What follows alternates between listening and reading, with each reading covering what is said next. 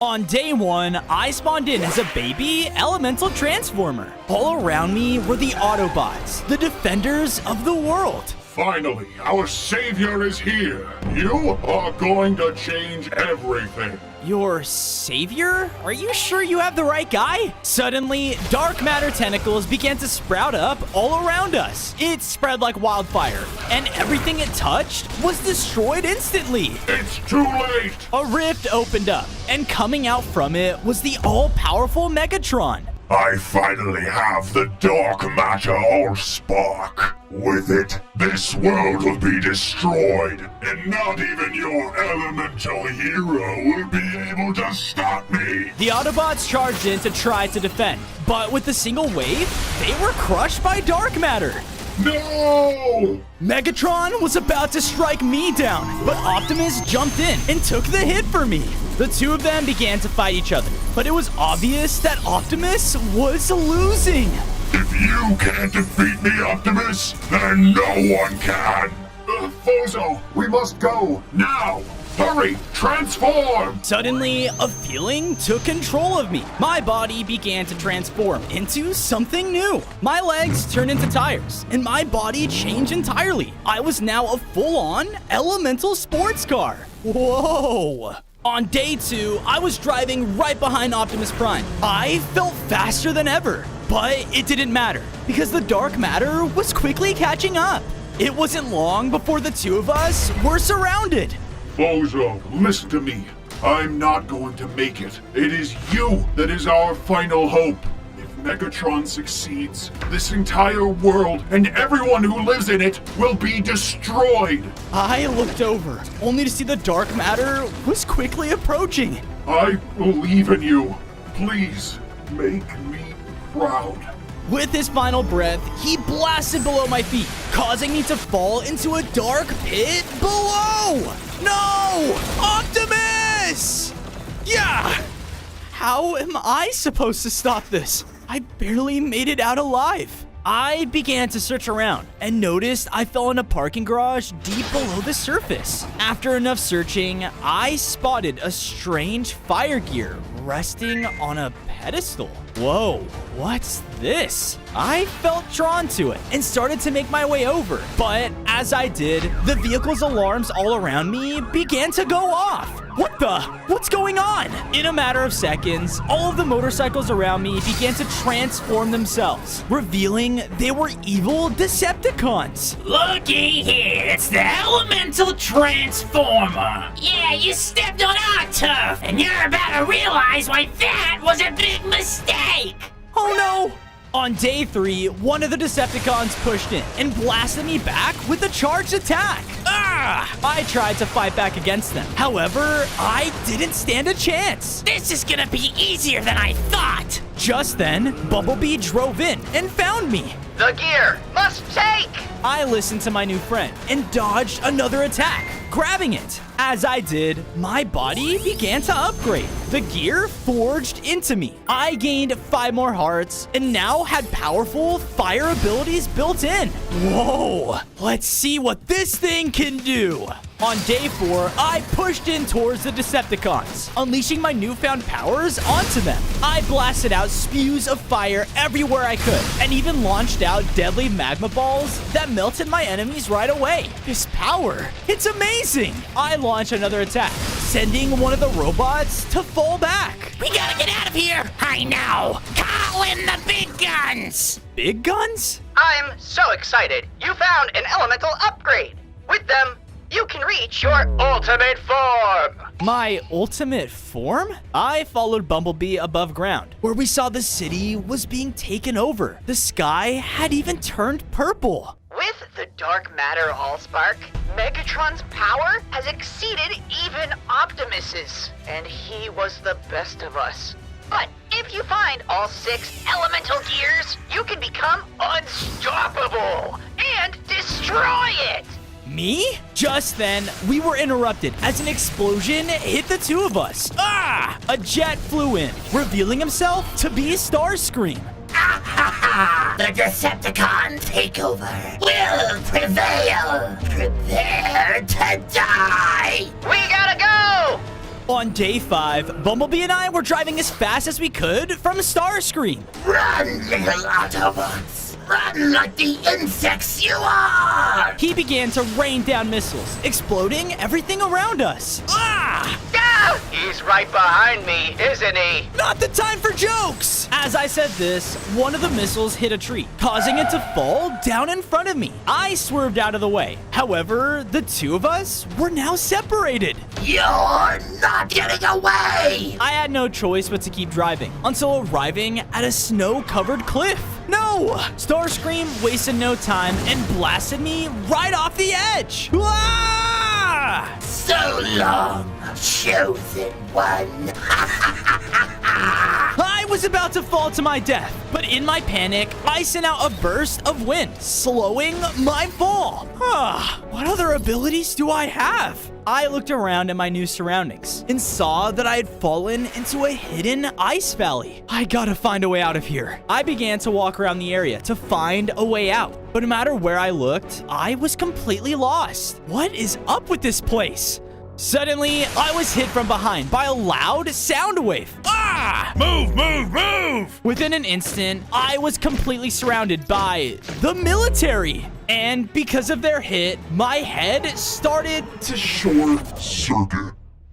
On day 6, I was jolted awake by a painful electric shock. Ah! why are you here? Well, what? Dude, I just got trapped here. I didn't. But they shocked me again, nearly making me pass out. I'm talking about Earth. Why are you here? Do you and your people just go around destroying cities for fun? They were about to take me down for good, but I sent out my fire, blasting right at the cage. Enough! I charged out of the room, only to find myself in the middle of their Tundra outpost. Well, well, well. Looks like we got a fighter. Time to test out the new tech, man. I looked around to see multiple tanks rolling out into the open. Yes, I gotta find my way out of this. I shot out at the nearest tank with everything I had, destroying it easily. Ha ha! Whoa! Hit it with the scrambler. On my way to blast the next one, I was hit again by a strange sound wave. This allowed the tank to fire off a shot, sending me back.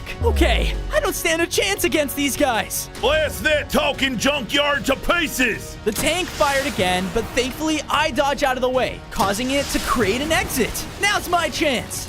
On day 7, I quickly escaped out of the outpost and ran as far away as I could into the tundra. Okay, I think I lost them, but I still have no idea how to get out of here. I kept searching around until I came across a clearing where I saw a strange item in a crater. What the?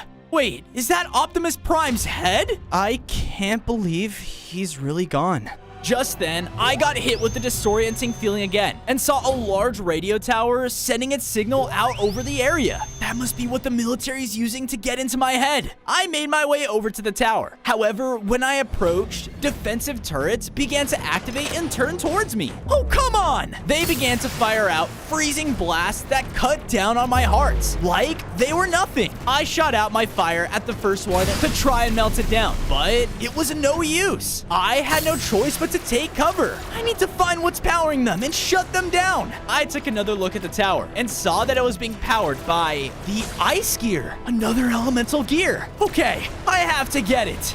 On day 8, while running out of cover, I blasted the ground with a blast of wind, sending me leaping into the air. This caused the turret's attacks to miss me as I slammed down and grabbed the ice gear. Its frozen power merged with my body, giving me 5 more hearts and complete mastery over the ice element. Alright! Because of this, the turret's powered down, alongside the radio tower.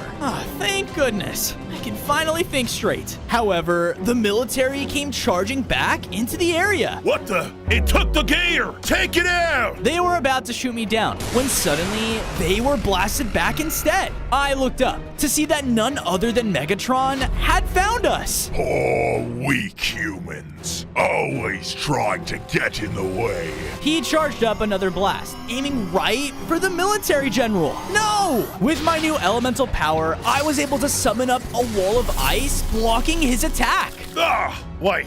You saved us? You ignorant Autobot! I'll destroy you first! He shot out more explosions my way, but thankfully, I made an even bigger wall, which gave me enough time to escape.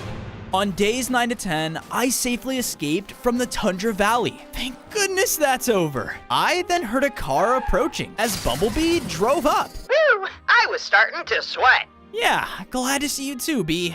Oh, right, look what I found. I showed him the head of Optimus Prime, and he got excited.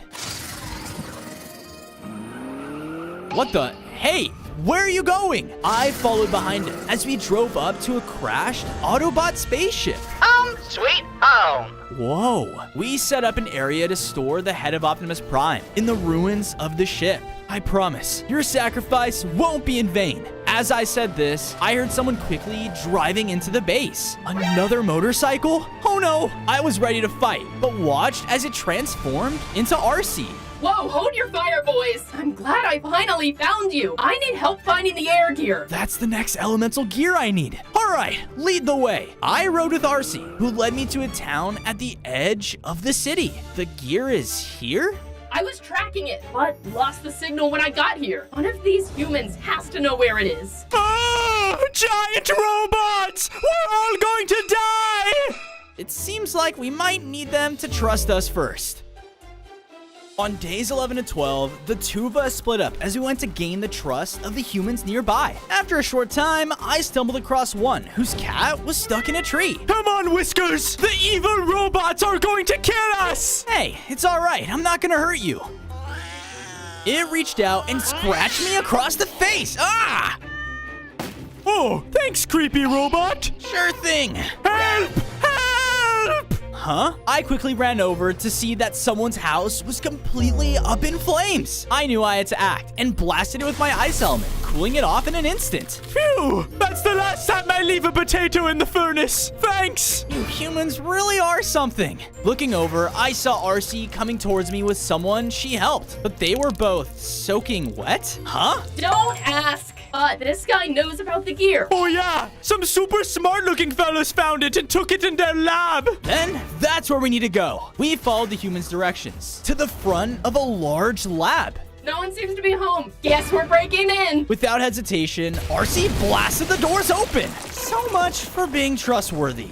On days 13 to 14, we snuck in the lab looking for the air gear. Inside were countless amounts of high-tech gear, locked up and labeled for human testing? Hey, look, Bozo! I looked over to see where she pointed and saw a secure door to the lab's vault. Then, what are we waiting for? I ran towards it, but in my hurry, I ran right over a pressure plate. Instantly, deadly lasers shot across the room, cutting us off from the vault. All right, rookie, stay here. She ran over to a nearby computer and started to hack into it. Because of this, the lasers began to flicker, giving me openings to run past them. It's better than nothing. Go! I carefully made my way through, timing my movements correctly. But just then, sparks began to shoot out. Yeah, I think I overdid it. Watch out! She was blasted back, causing all the lasers to fully turn on again. However, I shot my fire out, pushing me just enough to make it to the vault. Seriously? Oh, shut it and get the gear. I blasted open the door and saw that the air gear was missing from the pedestal. What? The only thing left was a note? Cybertonian relic confiscated for alpha testing. All scientists are required to meet me at these coordinates in the morning. That can't be good. On days 15 to 16, we both followed the coordinates on the note until we came across an open field with loads of scientists gathered around. In the center was their mechanically augmented leader. Watch and learn, my pupils. I, Dr. Swafford, will be written into the history books as the first Cybertronic human. He reached out his hand and sent out a blast of wind. Wait a minute, the gear is attached to himself? Crazy humans, they'll do anything for power. As she said this, the doctor spun around towards us. Ah, my sensors seem to be fully functional as well. Come out, you two! He shot out another blast, destroying the cover we were hiding behind. Whoa! Don't shoot! Look, I know you have the air gear, and I need it. Ah, the Elemental Transformer. I've heard of you. Now, How about a friendly test? And the winner takes the other's elemental gears. Please don't say yes. Please don't say yes. It's the only way, RC. You're on! I walked out into the opening, where I saw multiple armored dummies were set up around us. The test is simple. Whichever of us can hit all the dummies in the shortest amount of time wins. I'll go first. The timer started as the doctor firing off his air blasts, easily hitting one after the other. And time! Beat that! Piece of cake! Watch this! I stood in the center of the arena and focused on all my elements. Begin! I began to use each of my mastered elements, one after another. But in my hurry, I started to miss my attacks. No, come on, focus! 5 more seconds! I turned to aim at the last two dummies, but knew I didn't have enough time to shoot both. I gotta do something! I shot out my fire element in between them, barely hitting them both in a single attack. Time! Wow, you actually won! Hand over the gear, Doctor. No, it can't be! This is my life's work! You cheated! What? No, I didn't! But he didn't listen and shot out another blast of air, shoving me and RC back. Dude, we don't want to fight you! This is not a fight. This is a test with live subjects! With another word, he began to shoot out air bursts right at the two of us. We split up, and I drew attention to myself so that RC could run in with her speed. She hit him back, but his mechanical body withstood the blow. He then retaliated with a blast that hit her head on. Hey! I angrily let out my fire element, burning the nearby area and the doctor. Because of this, something began to happen to him. What? No! No! His mechanical body malfunctioned and exploded, sending the air gear right to my feet. I did not see that coming. I was about to pick up the gear when suddenly I heard a loud noise from above as a giant Decepticon ship appeared in the air. On days 17 to 18, a powerful looking Decepticon walked out to the front of the ship. Soundwave, you better fly on out of here if you know what's good for you.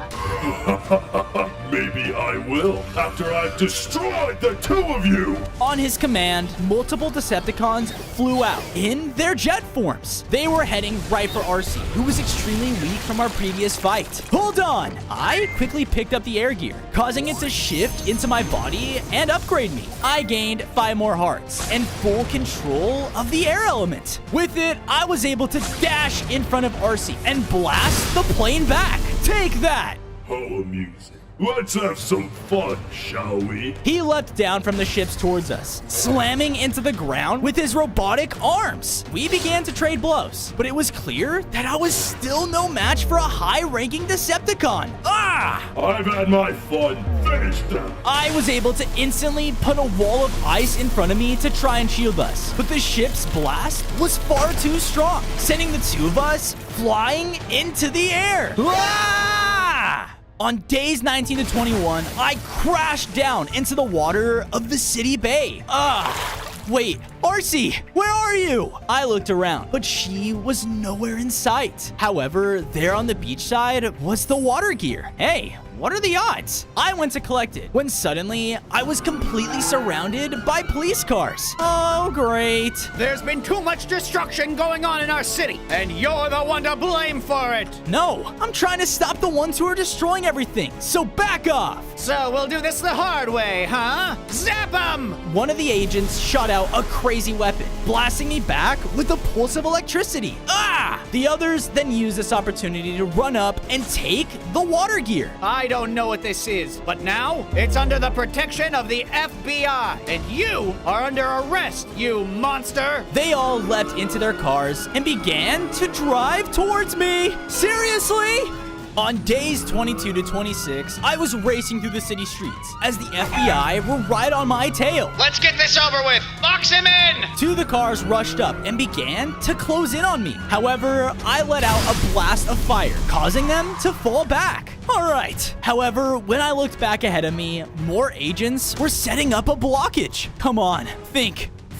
I then had an idea and used my newly mastered air element to dash right through them. Woohoo! No! Weapons free, men! Weapons free! I began to cross a bridge when more electrical attacks and rockets exploded all around me. I was able to dodge them, and because of their explosions, the bridge itself collapsed in front of them. Yeah, look who's destroying the city now. See ya! But I spoke too soon because I quickly realized I was surrounded. I was about to be taken down when out of nowhere, something began to happen to one of their cars. What's that noise? It transformed before our very eyes into a Decepticon. It wasted no time and started to blast out explosions, taking out groups of the agents at a time. And with another blast, the water gear fell right at his feet. No! I'm gonna kill you now and take this directly to Master Megatron.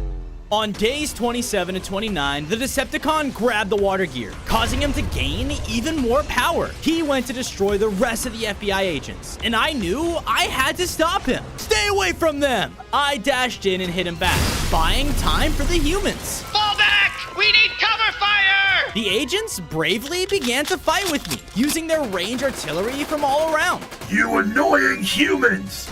Stay out of this! He began to fire off strong water attacks, doing everything he could to take me down. However, I fought back with all the elements I had and tried to gain some distance. But he summoned a large whirlpool of water, stopping me from getting away. I thought I was surely done for, when suddenly the water Decepticon was hit by a familiar sound wave. Huh? I turned around to see that the military forces had come in to help. Get out of here now! With the Decepticon stunned, I was able to safely retreat with the military. They led me to an abandoned warehouse, but when it opened up, I saw the full functional military headquarters inside. You've done good, Autobot. You've shown us some of you crazy robots are actually on our side. Thank you, General, but without that water gear, I won't be able to stop what the Decepticons had planned. We know, so we made a plan to help you get it back. One of the soldiers then handed me a chip that integrated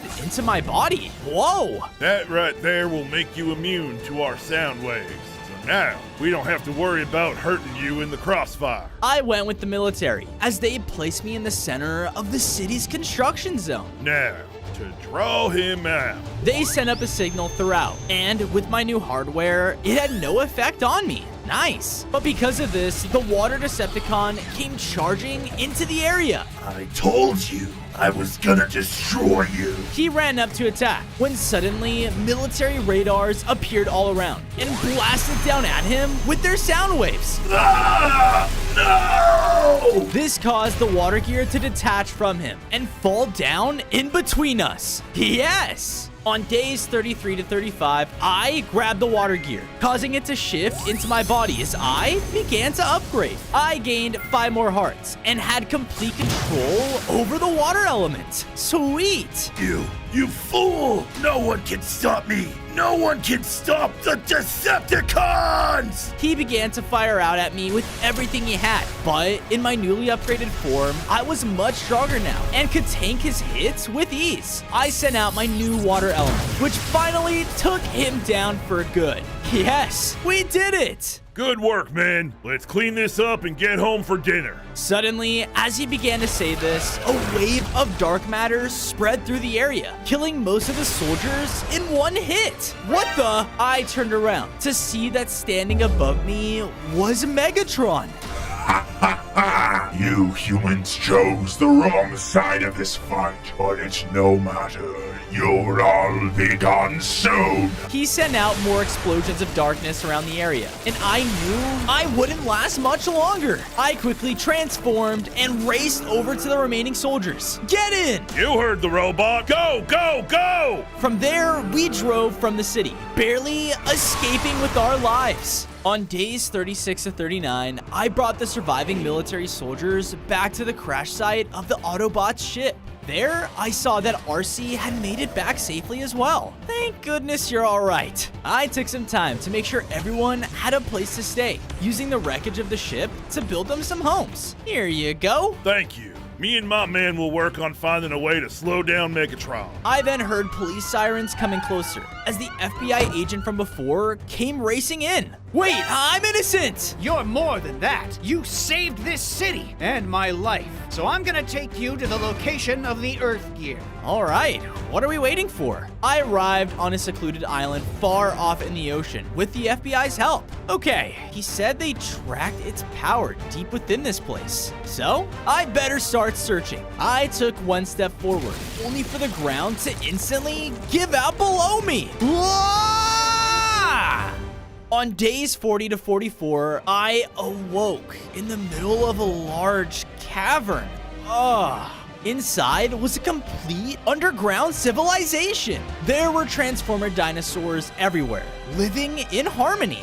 Whoa, cool. I then heard a loud roar behind me as the Dinobot Grimlock came charging up. A new challenger has approached.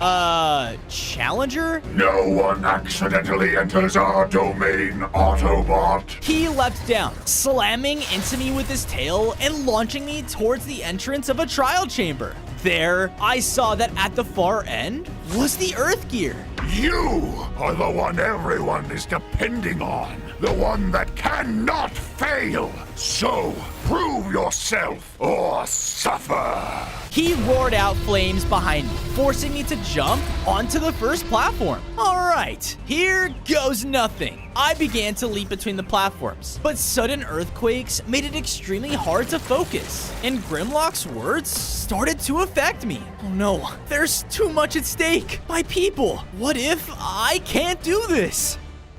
On days 45 to 47, I was barely able to continue the trail and felt hopeless. But just then, chunks of rock started to fall from the ceiling right onto the platforms. The force of them were so strong, it pushed me off and into the pit. Ah! Within an instant, I was surrounded by Dinobots. You have failed our trial. I told you there would be consequences. Now, lock him up. What? No! They forced me into a large cell and slammed it shut. Grimlock, please, you have to let me out of here. It's no use. What? I spun around to see that locked in here with me was another Autobot, Ratchet. There's no point in fighting Chosen One. I tried to get the gear for you, but failed their test too. Just like I failed to save Optimus. Now Megatron is too strong.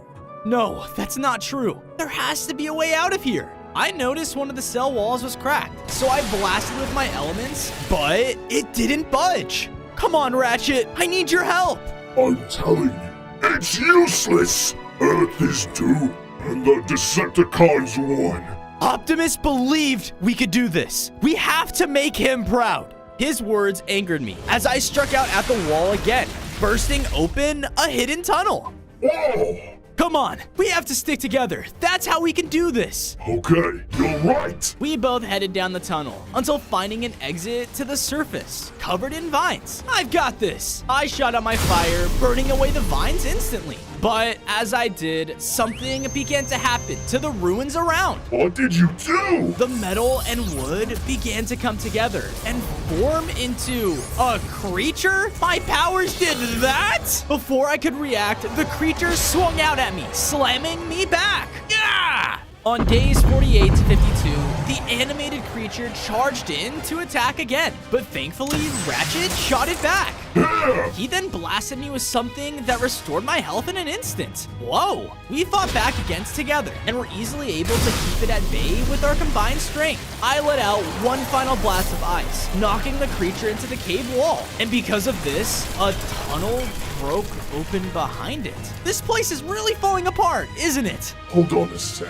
You see that? We walked into the opening to see that the cave was full of murals depicting me. That's right. As the elemental transformer, your spark is made up of all the greatest transformers in history. You are made to be the best of us. It's your destiny. Really? Maybe I can do this. But now I know I'll never be alone. As I said this, Grimlock came bursting into the cave. Where are you two going? You both have failed! And if you won't stay as punishment, then I'll just tear you apart! Stop! What is it, Autobot? Last words before you die? No, take me back to the trial. I want to do it again. For real this time.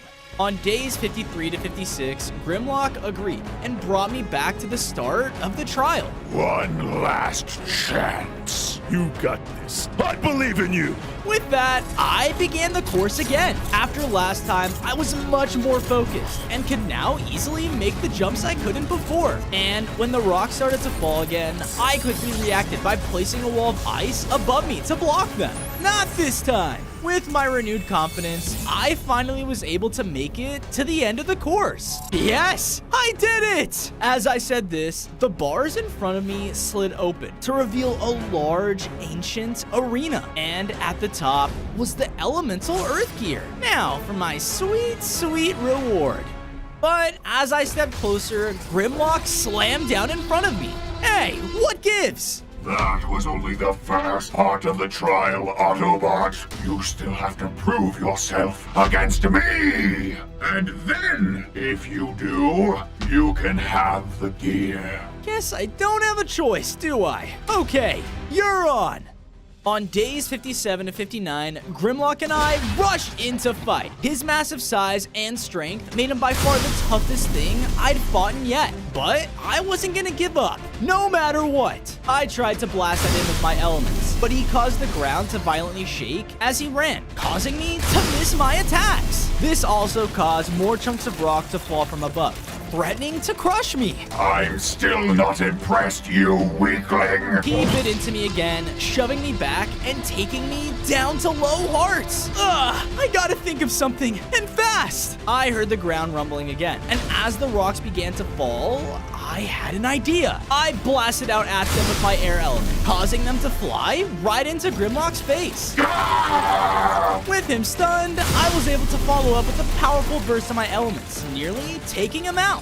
I am not weak. I'm worthy of this power. I was wrong, Autobot. Please take the gear. You've earned it. I happily went up and grabbed the earth gear, causing my body to upgrade once again. I gained 5 more hearts and now had full mastery over the earth element. Finally, time to get out of here. Wait, the prophecy of Megatron's destruction has been told for ages now. You're not strong enough to defeat him yet. You need the final elemental gear, but only Optimus Prime knew of its location. No, he died saving me all those days ago. We're done for. There may yet be a way to bring him back. Here. Grimlock threw me over a map. All right, thank you. I won't let you down. On days 60 to 63, I told Ratchet where my base was as I headed to follow the map's coordinates. It led me to the middle of an open desert with only ruins around. Seriously? Something has got to be around here somewhere. But as I said this, I was hit from the sky by Decepticon jets. Those are Soundwave's men. I need to find cover. I transformed into my car form and began racing through the desert as they circled back around. They kept bombarding me with explosions, keeping me from getting away. I nearly spun out of control as they landed down around me, about to take me down. No! But suddenly, one of them was blasted into pieces. What the? This town ain't big enough for the 2 of us. The other Decepticon tried to fly away, but I quickly sent out a chunk of rocks that tore him right out of the sky. Thanks for the save, B. But I still don't know where we're supposed to go. We tried to look for anything in the surrounding area, but that's what I noticed. The stars. Huh? They seem to be pointing somewhere. We should follow it. Following your lead, Captain. On days 64 to 68, we followed the stars to a temple that was nearly buried under the sand. Whoa. Once inside, I was able to find a small structure of the elements. I feel connected to this thing. I sent out a blast of my powers right at it, causing it to light up. And because of this, a hidden doorway opened, going further into the temple. Well, would you look at that? Pretty sweet, huh? Come on. We journeyed further inside until we came across a large chamber with an ancient forge at its center. What are we supposed to do with that? Bumblebee quickly jumped up though and placed down Optimus Prime's head in the center. Nice thinking. But as he did this, something began to happen around. Cybertronian revival processing. Requires Transformer Spark to finalize. A spark? We'll die if we give ours. Revival process canceled. Destroying waste. Everything began to shake once again as the lava started to fill the room. No! Forget it, B. We gotta get out of here. We made a break for the exit. However, we were stopped by Soundwave at the door. You've destroyed 2 of my men. Now you're going to pay!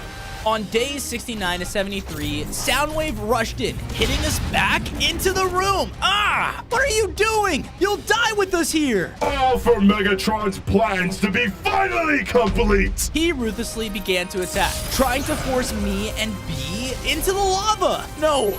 No! I blasted him back with my ice, slowing down his movements. With this, we were able to attack from all different sides and start to overwhelm him. However, as this was happening, the lava was still rising in the room. We don't have time for this. B, get out of here! He made a break for the door, but as he turned, Soundwave struck him with a heavy blow, nearly taking him down. I knew I had to do something to protect him, so I sent out the most powerful elemental blast I could. This caused Soundwave to be launched back and into the forge. Spark located. Initiating revival. Wait, what? The forge pulled Soundwave into the lava, instantly destroying him and taking their spark. No way! On days 74 to 77, the lava began to leave the room as the forge glowed up, and in a flash, Optimus Prime was fully revived. Optimus, you're alive! What? Fozo? I can't believe it. You saved me. All in a day's work. I brought you back because we're so close to defeating Megatron, but I can't do it without the last elemental gear. I heard you know where it was. We all walked outside where the sun began to rise. Look at that. Beautiful, isn't it? Yeah, it is. Fozo, you've come so far, and I couldn't be prouder. This last gear is going to be a fight. Your opponent will try to change you, but always remember why we are doing this. This planet is worth fighting for.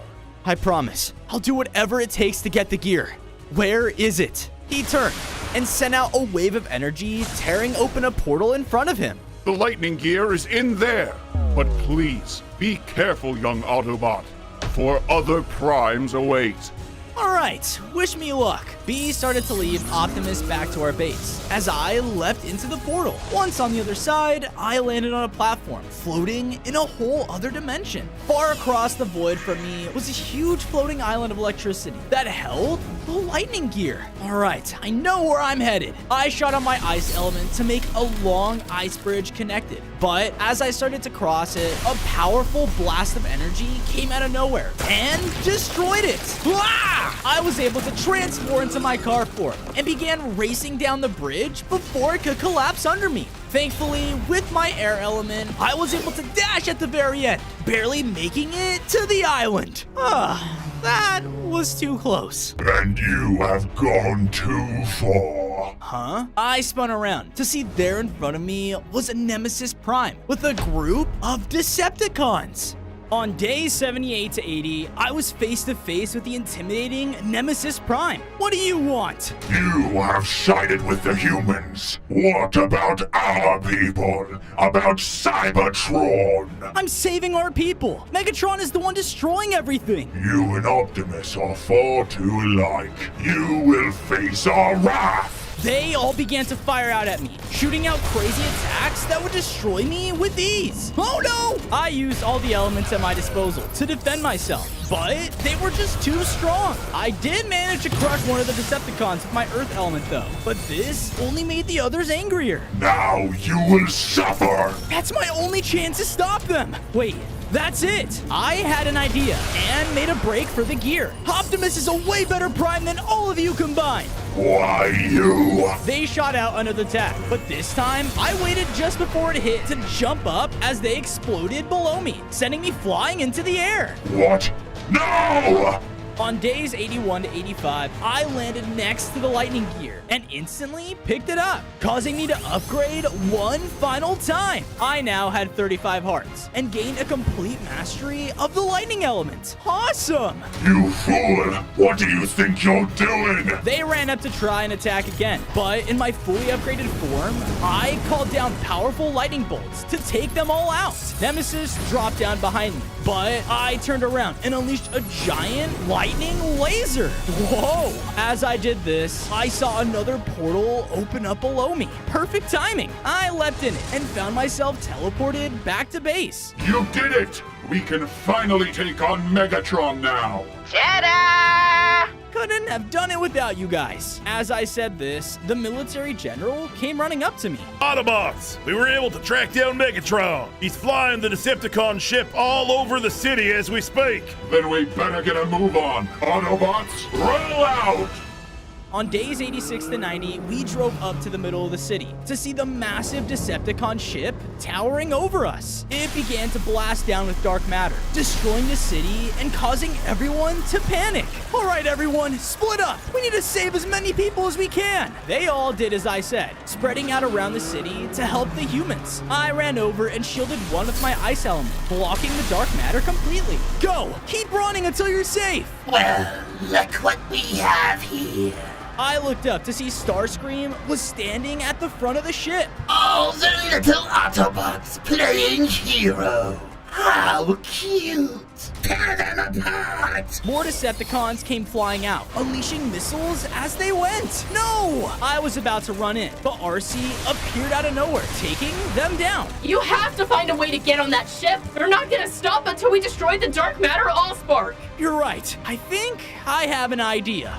On days 91 to 94, I ran for the base of the skyscraper as more Decepticons flew overhead. I gotta get over there before they destroy the city. I began to leap between the buildings, using whatever I could to get higher up. Unfortunately, though, the ship saw me and blasted down a powerful beam, taking me down to low hearts. I quickly used my ice element to make another platform, allowing me to jump behind cover. I'm not gonna make it there like this. Suddenly, I felt a surge of healing energy wash over me. Huh? I turned around to see Ratchet running up. Keep going! We're right behind you! Wow. Thanks! With my new confidence, I continued to jump from rooftop to rooftop, using all the elements I could to go faster than ever before, until I made it to the top of the skyscraper. Haha! Nothing can stop me now! All I had to do now was make the final jump to the ship, but as I ran forwards, I was blasted back.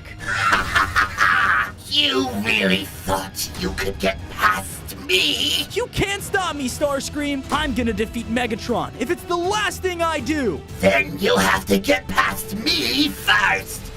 On days 95 to 99, Starscream rushed forward, blasting into me with everything he had. I was fighting back with my elements, trying to slow him down, but he was just too fast. I waited for him to come close to strike him with my lightning, which dazed him. While distracted, I made a break for the ship, but he recovered and shot out an explosion that nearly knocked me off. You puny Autobots always think you're better than us. Well, no more! Master Megatron will destroy this world, and then... Suddenly, he was interrupted by a laser, pushing him back. There, landing down in front of me, was Optimus. Go! Finish this! Only you can stop Megatron! With that, he dashed forward and shoved Starscream off the edge. Thanks. Time to end this. Finally, I was able to leap down and land on top of the Decepticon ship. And there, Megatron came rising up with the Dark Matter Allspark. On day 100, I was finally face to face with Megatron. You really think you can stop me because of some stupid prophecy? You are nothing compared to me! All around me, he began to summon up the dark matter tendrils to attack. I quickly used my air element to dash around them and fire back with everything I had. But I quickly noticed my elements were barely affecting him. What the? More of his dark matter blasted me back, taking out a chunk of my hearts in just one blow. With the power of this Allspark, I am invincible! That's it! Alright, Megatron, show me what you got! He angrily began to shoot out more dark matter, but I barely dodged around his attacks. You stupid Autobot, come here! My actions made him come in close, allowing me to blast him with my elements to slow him down. I used this opportunity to make it to the Allspark and blast it as something began to happen. What are you doing? Stop! He tried to attack me again, but he was too late as I focused all of my power on one final blast, destroying the Dark Matter Allspark. An explosion shot out from the ship, finally taking down all of the Decepticons with it. No! No! Now, with them all defeated, the entire world could finally live in peace. On day 1, I spawned in as Stitch outside of my Hawaiian home. There, preparing for an experiment, was Lilo and Dr. Jumba. Stitch, welcome home. Hold still while I conduct my experiment. He flipped the switch, causing lights to flash all around. I felt all the elements rush into me at once as I turned into fully elemental Stitch. Whoa, what did you do to me? However, our celebration was cut short as the ground shook around us. There you are! The tree line suddenly blasted open as the massive alien bounty hunter, Captain Gontu, came charging in. Ah, I have finally found another alien! You think this place is your home? Once I capture you and the rest, you will be locked away forever! Locked away? Without hesitation, he began to fire off his weapons all around us. He destroyed everything in sight and was hurting everyone I cared about. Oh, no! Our home! Stitch, Gonto will stop at nothing until all of us aliens are captured. You must find the other elemental aliens. It's the only way. The only way? Jumba got blasted back by an explosion, and Lilo and I were forced to run. On day 2, Lilo and I were rushing through the trees, trying to escape. I'm scared. Just stay close. We broke out of the tree line, but just then, an alien ship cut us off. There's no point in running! You aliens do not belong here! Gontu sent down a blast right towards me. It hit me head on and sent me off a cliff. No! Lilo! Stitch! You are coming with me! I was falling deep below and was surely going to die. However, I unleashed a power like no other, blasting water everywhere to save my fall?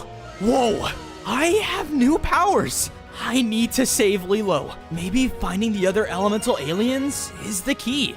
Fire Pretty! What's that? I walked out into a clearing, only to see I was in the middle of a performance. There were people dancing with fire, being watched by an entire crowd. I don't have time for this. I ran through the concert, but this caused all of the dancers to freak out. Ah! It's another one of those freaky aliens! Get it! What? No, wait!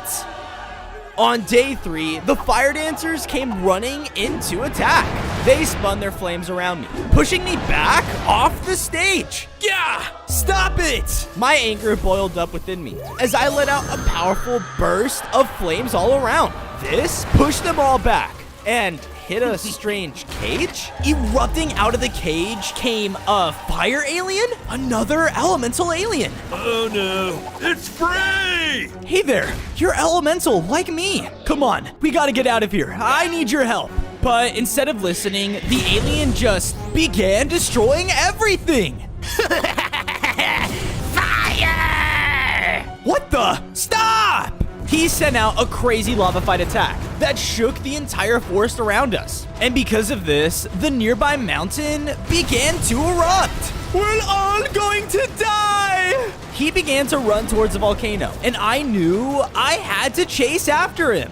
On day 4, I chased after Splody Head, who ran into a tunnel at the base of the volcano. You don't understand! We're all being hunted down! Passing through the tunnel, I saw that I made it to the heart, with deadly lava filling the chamber below. That's not good. But suddenly, I was hit with a blast of lava from the side. Ah! Thanks for freeing me. Wait, you have to stop!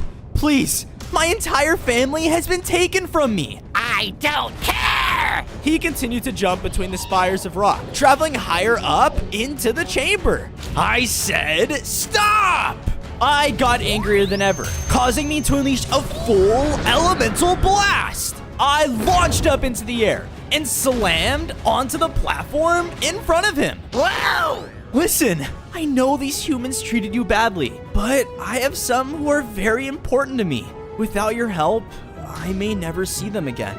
Oh, I wanna have friends like that. Oh, well, what if we can be friends? Splody Head was excited to finally have a friend, as he excitedly let out another burst of flames. But this time, as his power washed over me, I felt my fire element begin to react with his. I gained 5 more hearts, grew even stronger, and now had a second set of arms? Awesome! With my newly mastered fire element, I was able to work together with Splody to make the volcano go back into a dormant state.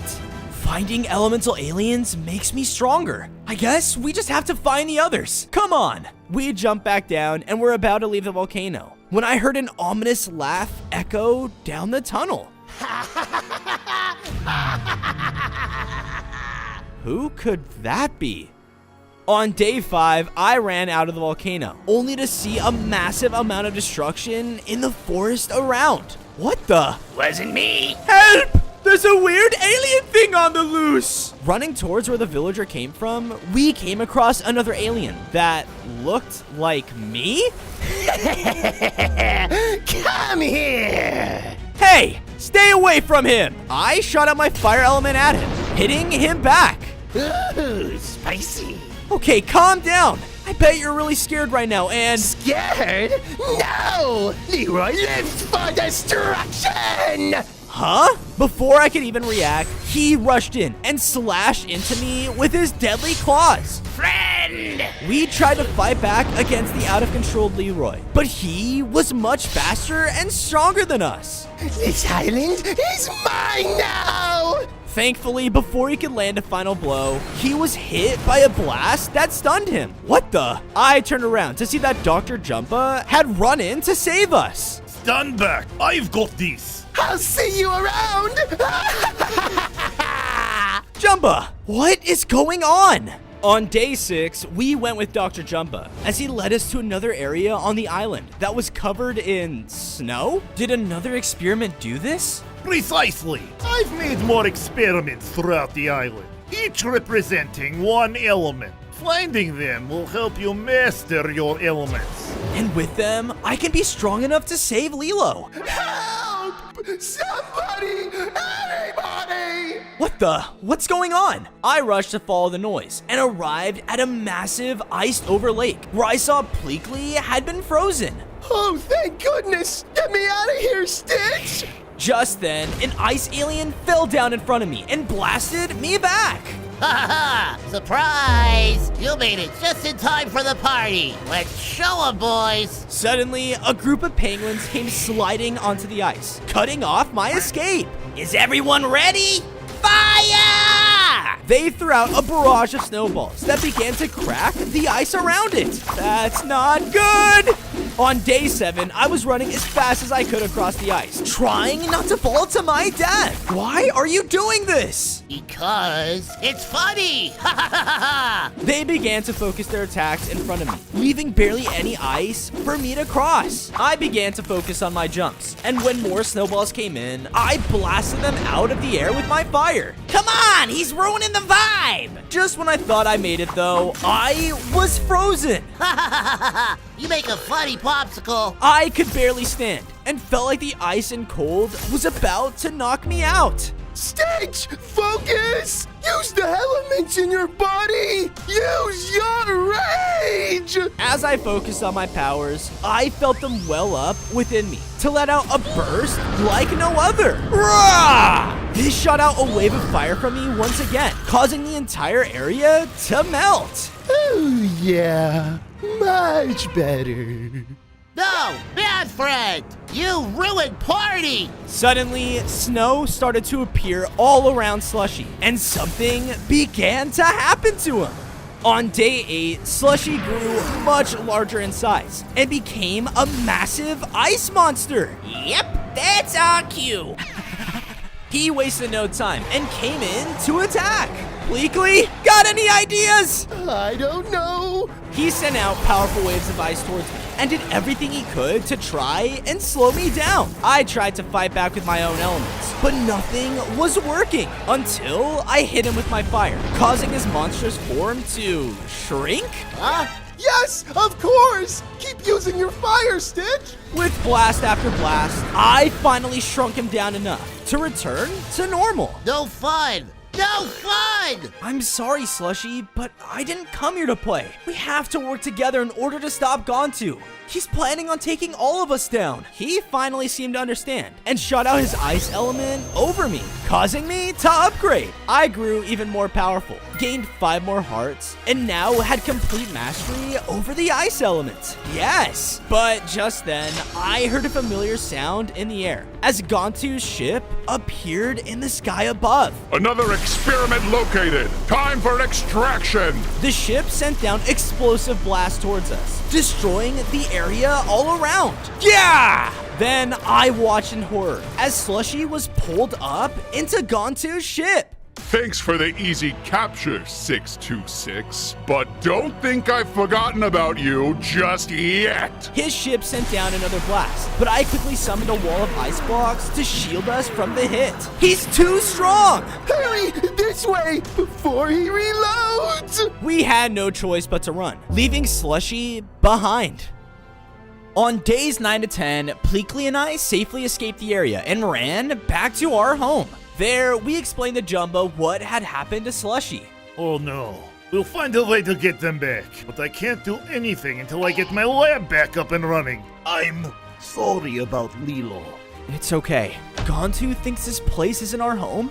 Well, he's wrong. It is. And so are the people here. Lilo is family, and family means nobody gets left behind.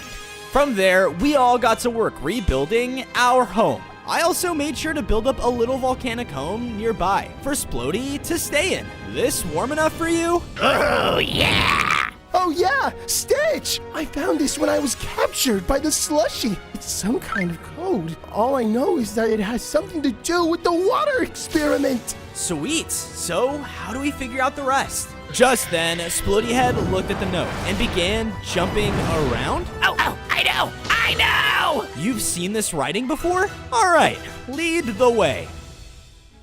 On days 11 to 12, Splody led me over to a remote part of the island, where I saw a large alien facility was hidden away. Whoa. We stealthily made our way down to the base of the building, where Splody carefully shot out his fire, burning a hole into a wall. Shh! Oh, sorry.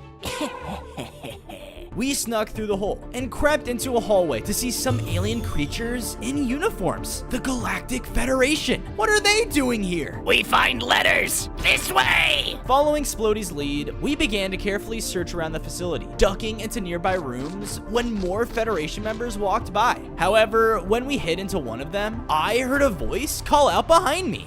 Stitch? I spun around to see that Lilo's sister, Nani, had been captured. Nani, what are you doing here? These crazy wackos told me they were gonna protect me or something. I don't know, but please, can you get me out of here? With my flames, I started to burn away at her cage until I saw Splody was distracted by something. Hey, little help over here? But I then looked at where he was looking and saw that the Galactic Federation had cameras all over the island and were watching us? Okay, that's it. We need to get out of here now. I blasted the front of her cage, finally breaking her free. But because of this, alarms started to go off throughout the facility. Oh no. Run!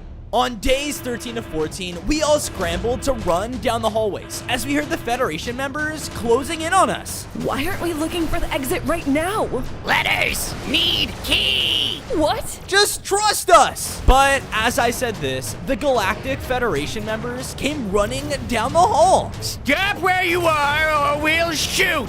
Here. We all dashed into the side room, barely dodging the aliens' lasers as they shot by. I then reached up and hit a button, causing the doors to slam shut. Splody went quickly to work, putting the encrypted letter into a computer in the room. Time. Need time. I don't think they're willing to give us any. The door started to crack as the aliens started to break it open from the other side. I've got this! I sprayed out my ice element, completely freezing over the doorway. Almost there. Almost there. My ice was barely holding them back as they were blasting the door with everything they had. On 3. 1, 2, Got it. 3!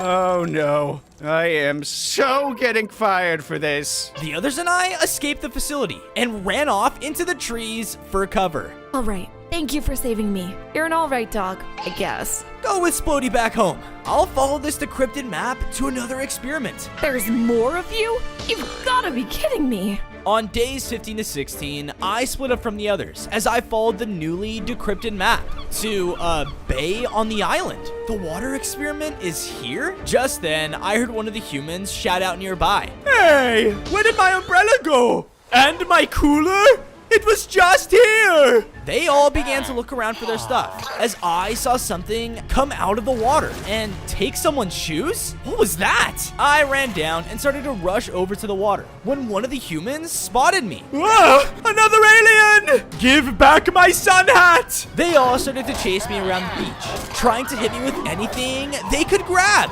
Ah! Wait! Do you think I stole your things? Yes, you rotten thief! I was almost completely surrounded now, but that's when I saw another tentacle reaching out of the water. Aha! Gotcha! I leapt forward and grabbed onto the tentacle, but as I did, it quickly went underwater again, pulling me with it. Well, go on! Go get him! Are you crazy? I was dragged through a tunnel and thrown out into a cave.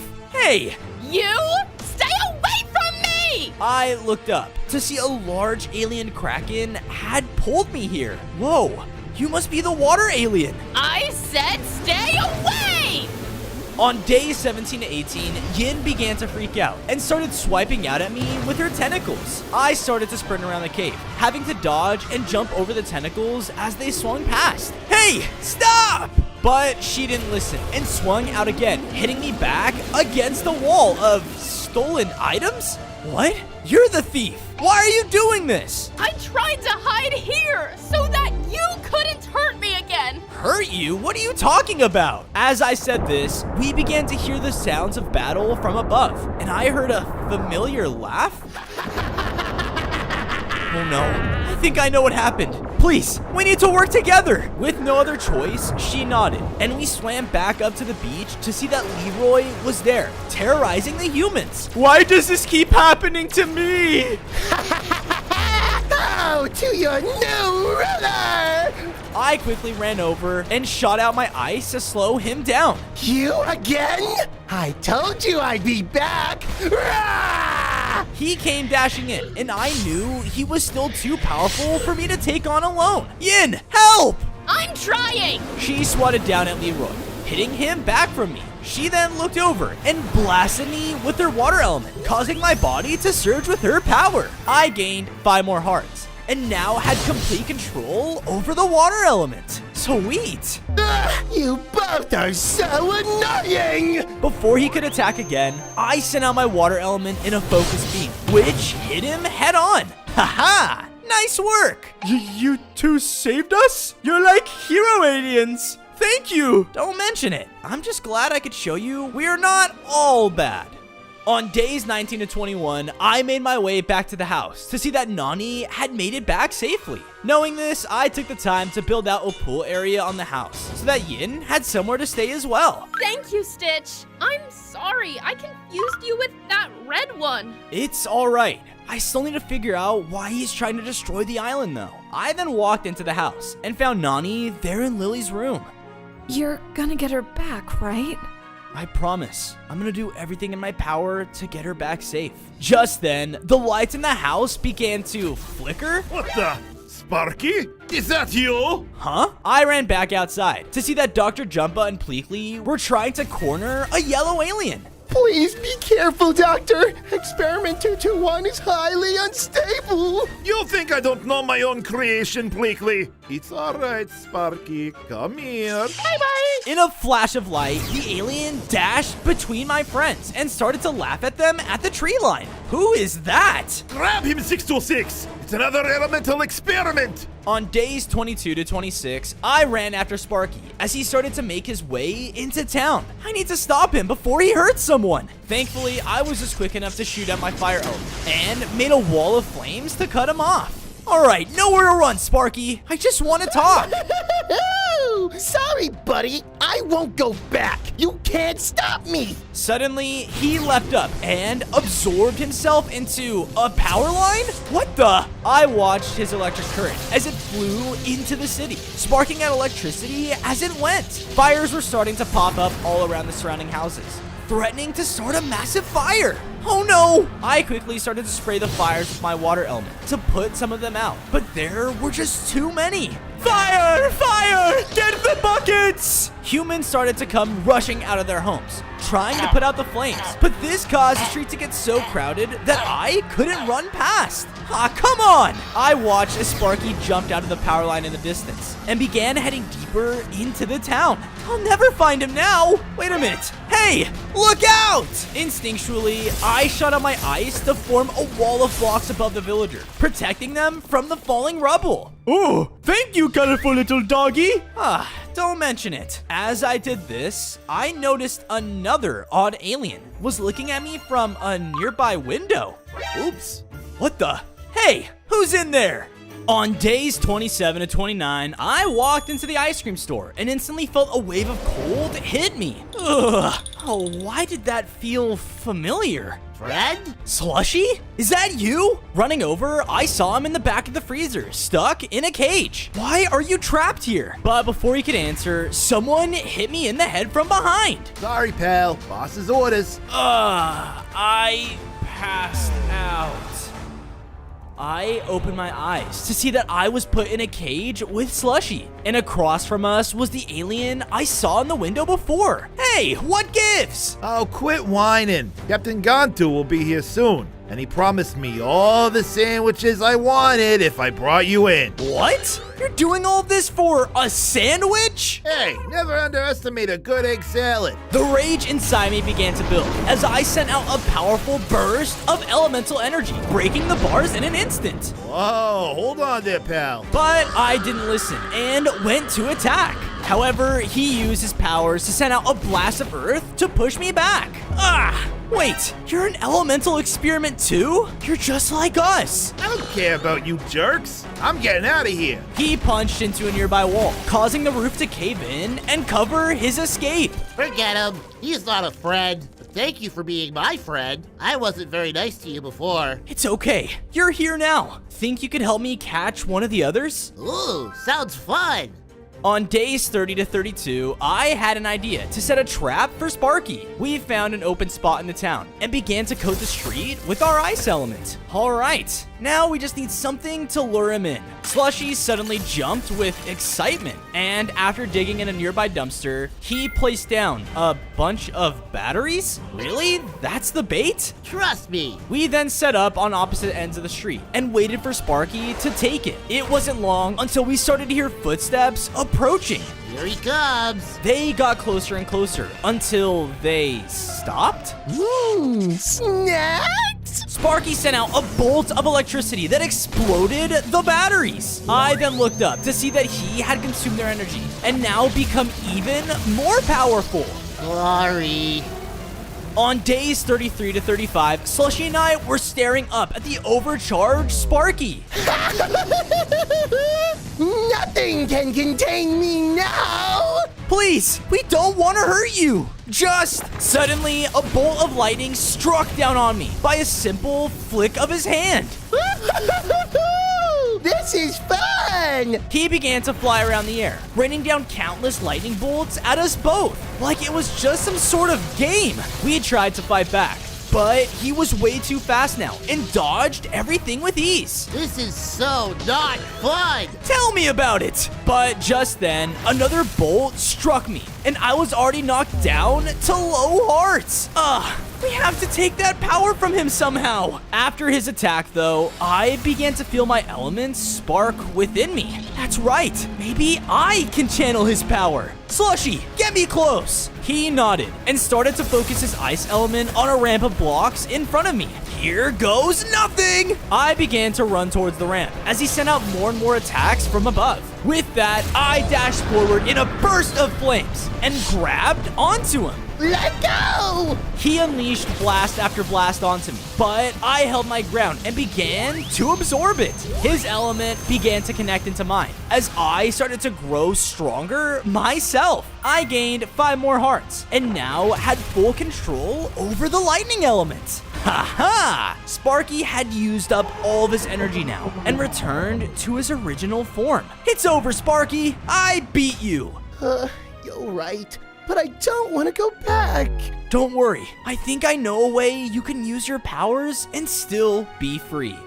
On days 36 to 39, Sparky finally decided to join our team. We were all happily walking back to the house when I started to smell something. Huh? I looked around until I found a trail of breadcrumbs leading up to a nearby mountainside. That smells like Mean Friend. Right, the elemental earth experiment. I have to follow this. I told the others how to find my home and sprinted down the trail until I saw the elemental alien walking up to Captain Gontu's ship. Lilo's in there. Maybe I can sneak her out. Quietly, I began to stealth up to the ship and went up to the ramp to enter inside. There, I found the central hallway, open and quiet. Like taking candy from a baby. But as I stepped forward, I suddenly sneezed. Achoo! This caused a bit of fire to shoot down the hallway, revealing rows of hidden lasers. Whoa, resourceful as always. I carefully continued to crawl down the hall, using my multiple arms to climb the walls and avoid the lasers with ease. But when I made it to the end, there was a set of sealed vault doors keeping me out. Password confirmation. Stitch is the best. Negative. Stitch is the coolest? Negative. Strongest? Negative. Yes, I am! In my frustration, I let out a burst of electricity, short-circuiting the door. Ha-ha! There, across the room, was Lilo. Stitch, you came back. Of course I did. I'm breaking you out. Just step back. She did as I said, as I sent out another blast of my elements, but the cage reflected my attack back at me. Yeah! Just as stupid as always, 626. I turned around to see that none other than Captain Gontu was now blocking my exit. I'm gonna make you pay for this. With all the element power I could, I dashed in to take him down. However, he just hit me to the side. See, Captain? I told you I'd get him for you. 0625. You have done nothing but disappoint me. Luckily, I put a resistance seal on her cage, or he would have gotten away. So now, you both are set for extermination! What? Gontu was about to take down Ruben. A perfect chance to take Lilo! No, save him! What? No! I'm not gonna leave you again! Stitch, you have to do the right thing! Goodbye, you useless rat! He shot out a deadly blast right at the alien, but at the last second, I used my element to burst a hole in the wall and push Ruben and I through! Ah!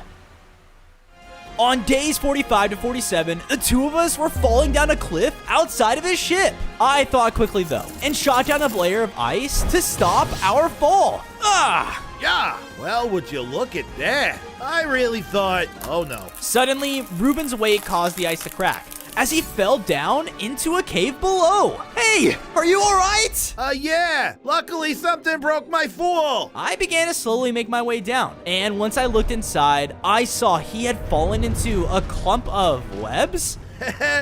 A little help? Just then, I heard something moving throughout the cave, as his shouts had caught something's attention. I can't just leave him down here. However, as I ran up to free him, a massive alien bug entered the cave. Oh no!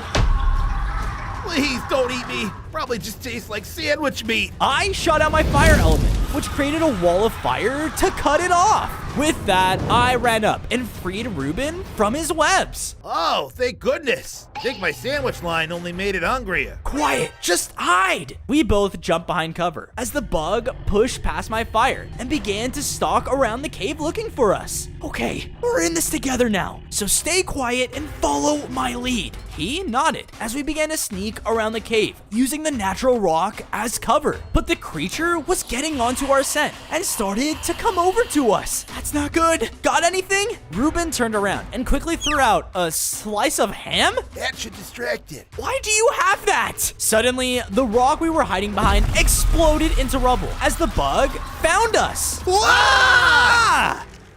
On days 48 to 52, the alien bug swung down at us with its massive claws. We had both jumped out of the way, and I watched Ruben begin to panic. I'm too young to die. Get a hold of yourself, man! The creature went to chase after it, so I shot it with my lightning element. But this only made it angrier. Oh, come on. It rushed up to attack again, trying to use its blade-like claws to cut me in half. I was fighting back with my elements I had, but it was clearly resistant to my attacks. When I tried to gain some distance, it shot out a spray that completely trapped me in webs. Ah, no! The bug came in to finish me off, when suddenly it was hit from behind by a chunk of rocks. Over here, you oversized caterpillar. While Ruben distracted it, I was able to slash free of the webs. You saved me. Just returning the favor. We both began to fight together now, and with our combined strength, we were actually putting up a fight. With one final attack of fire and earth, we both took down the bug. We did it! Yeah, we actually make a pretty good team. Just as he said this, though, the cave began to shake as our fight was about to cause a cave-in. There, run! On days 53 to 56, Ruben and I sprinted towards the exit tunnel as rubble crashed down all around us. I got to the tunnel quickly, but Ruben was much slower, and I could tell he wasn't gonna make it. I ran up and shot a platform of ice to protect us, but because of this, rubble fell all around us, trapping us inside. No! I blasted every element I had at the rubble, but nothing I did could break through. You could have just left me. Why didn't you? Yeah, I couldn't just leave you. You may be working for Gontu, but you're just like me in the other experiments. We're like a family. You're right. Can't believe I was about to betray my family for a sandwich. Here, try that again. He then focused his elemental power onto me, as I felt my earth element surge within me, causing me to upgrade. I gained 5 more hearts, grew even larger in size, and now had full control of the earth element. Sweet! Together, the two of us burst through the rubble, finally making it back up to the surface. So what will you do now? I think it's about time someone showed that fish head who he's really messing with. All right, Ruben, then let's take him down together. On days 57 and 59, I returned to the house with Ruben. There, I saw that Sparky and Slushy had made it back safely and had already made themselves a place to stay. Glad to see you guys. Look out behind you! Suddenly, Jumbo fired out a blast just past me, knocking Ruben back. Ow! Stay back, Stitch! We got this! Wait! He's friendly! Stop it! What the? But he... I know, but now he wants to take down Captain Gontu, just as bad as us, so cut him some slack. What I really want right now is a sorry, preferably in sandwich form. Once everyone calmed down, I took some time to build Ruben up his own home, and of course, toss them over a sandwich. They'll come around eventually. Sorry about that. I get it. Nothing a good BLT can't fix. As he started to dig in, I heard a strange song echo out over the area. Whoa, what is that? It sounds beautiful. My legs began to move on their own as I ran off towards the voice in the distance. This led me all the way across the island, where I finally found the source. Whoa. On days 60 to 63, I approached the beautiful pink alien in a trance from her song. Hi, I'm... La la la. I know you. Are you here to make me family. Oh, what am I doing? Wait, how did I get here? Well, my name is Angel, and if you really want me, you have to catch me. In a burst of wind, Angel rocketed up into the air and began running along the trees. Wait, she's the last elemental experiment? Get back here! I raced after her along the ground and quickly began to catch up by using my elements. Interesting. She shot down a gust of wind from above, blasting me back. Whoa! Better keep up. With that, she continued to blast out her air element, knocking down tree after tree along the path. So that's how we're gonna play this, huh? And with my elements, I dashed around the logs in front of me, using my elements to go faster and faster. But I was blocked. What the? I looked up to see that none other than Leroy had attacked me. She is mine! He came in for another attack when a powerful gust of wind blew him back. No fighting! How about a competition instead? Competition? On days 64 to 68, we followed Angel as she led me and Leroy to a clearing on the beach. First contest, build the best statue of me. Go! I quickly ran off into the surrounding areas for supplies and rushed back to start building. Thankfully, with my mastery of the earth element, I could build way faster than I ever could. Ta-da! So pretty. Leroy? We looked over to see Leroy's build, and it didn't stand a chance. Stupid game. Stitch 1, Leroy 0. Next! She led us over to the base of a cliff with tons of rock platforms leading up. Second contest, easy. First to the top wins a point. You are so done for. Yeah, we'll see about that. Ready? Go! We both began to leap between the platforms, and I quickly realized Leroy was still much faster than me. I had to think quickly, so I began to shoot my elements downward, using their force to jump up faster. Haha! Because of this, I was able to make it on top in record time, when suddenly, Leroy jumped onto the same platform and slashed me off. Ah! I looked up, only to see he made it to the top. Oh, come on! I didn't see anything. Last round. With that, we all ran to another cliffside, and there we saw a course of spires leading to a flag. Final contest is air race. First to the flag and back wins me. All right, here goes nothing. Leroy and I lined up at the starting line and got ready as Angel walked in between us. Go! We both jumped off the cliff and into the first spire. We were neck and neck as we raced towards the flag when suddenly huge gusts of wind began blowing towards us, nearly knocking us off. Whoa! While I was distracted by the wind, Leroy slashed towards me, slowing me down. Not this again! I chased after him, but when I looked ahead, I saw he had already grabbed the flag. He started making his way back, and I knew if I didn't do something quick, I was gonna lose. With no other choice, I blasted my lightning element, hitting him back and making him drop it. Take that! While he was stunned, I grabbed the flag and ran back across the spires, finishing the race and winning Angel's contest. Yes! Oh my, we have our winner. Yeah. But just then, I heard a loud shout behind us as Leroy came leaping up and slamming into me. Stupid rat! I don't lose!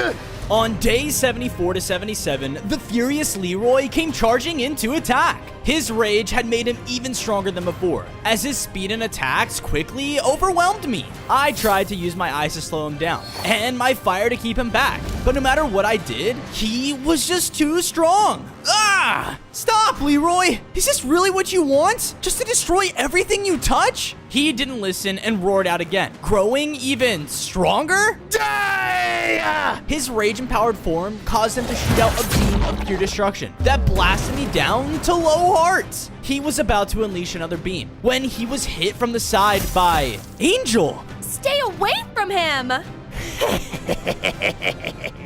No! I felt my own rage boil within me as I sent out a blast of my elements, shoving him back. Don't make me do this, Leroy. You could join us. Make this island our home. Never! This island, this whole world will be mine! With no other choice, I focused on my elements as Leroy came charging in. But when he got close, I sent out another blast, taking him down for good. On days 78 to 80, I was barely able to hold on after the fight with Leroy. My hero. I knew I chose right. With that, Angel sent out another blast of her air element, causing my elements to react with hers. I grew in size and strength once again, gaining 5 more hearts and now having full control over all of the elements. Awesome! Now, I'm finally strong enough to face Gontu and save Lilo. We headed back down the cliff, and we're on our way back home when I noticed something in the trees. Watch out! Huh? I quickly dashed forward and pushed Angel out of the way, but because of this, I got trapped instead. Over here! I think we got him! Angel, run! Tell the others to stay hidden. But what about... There's no time!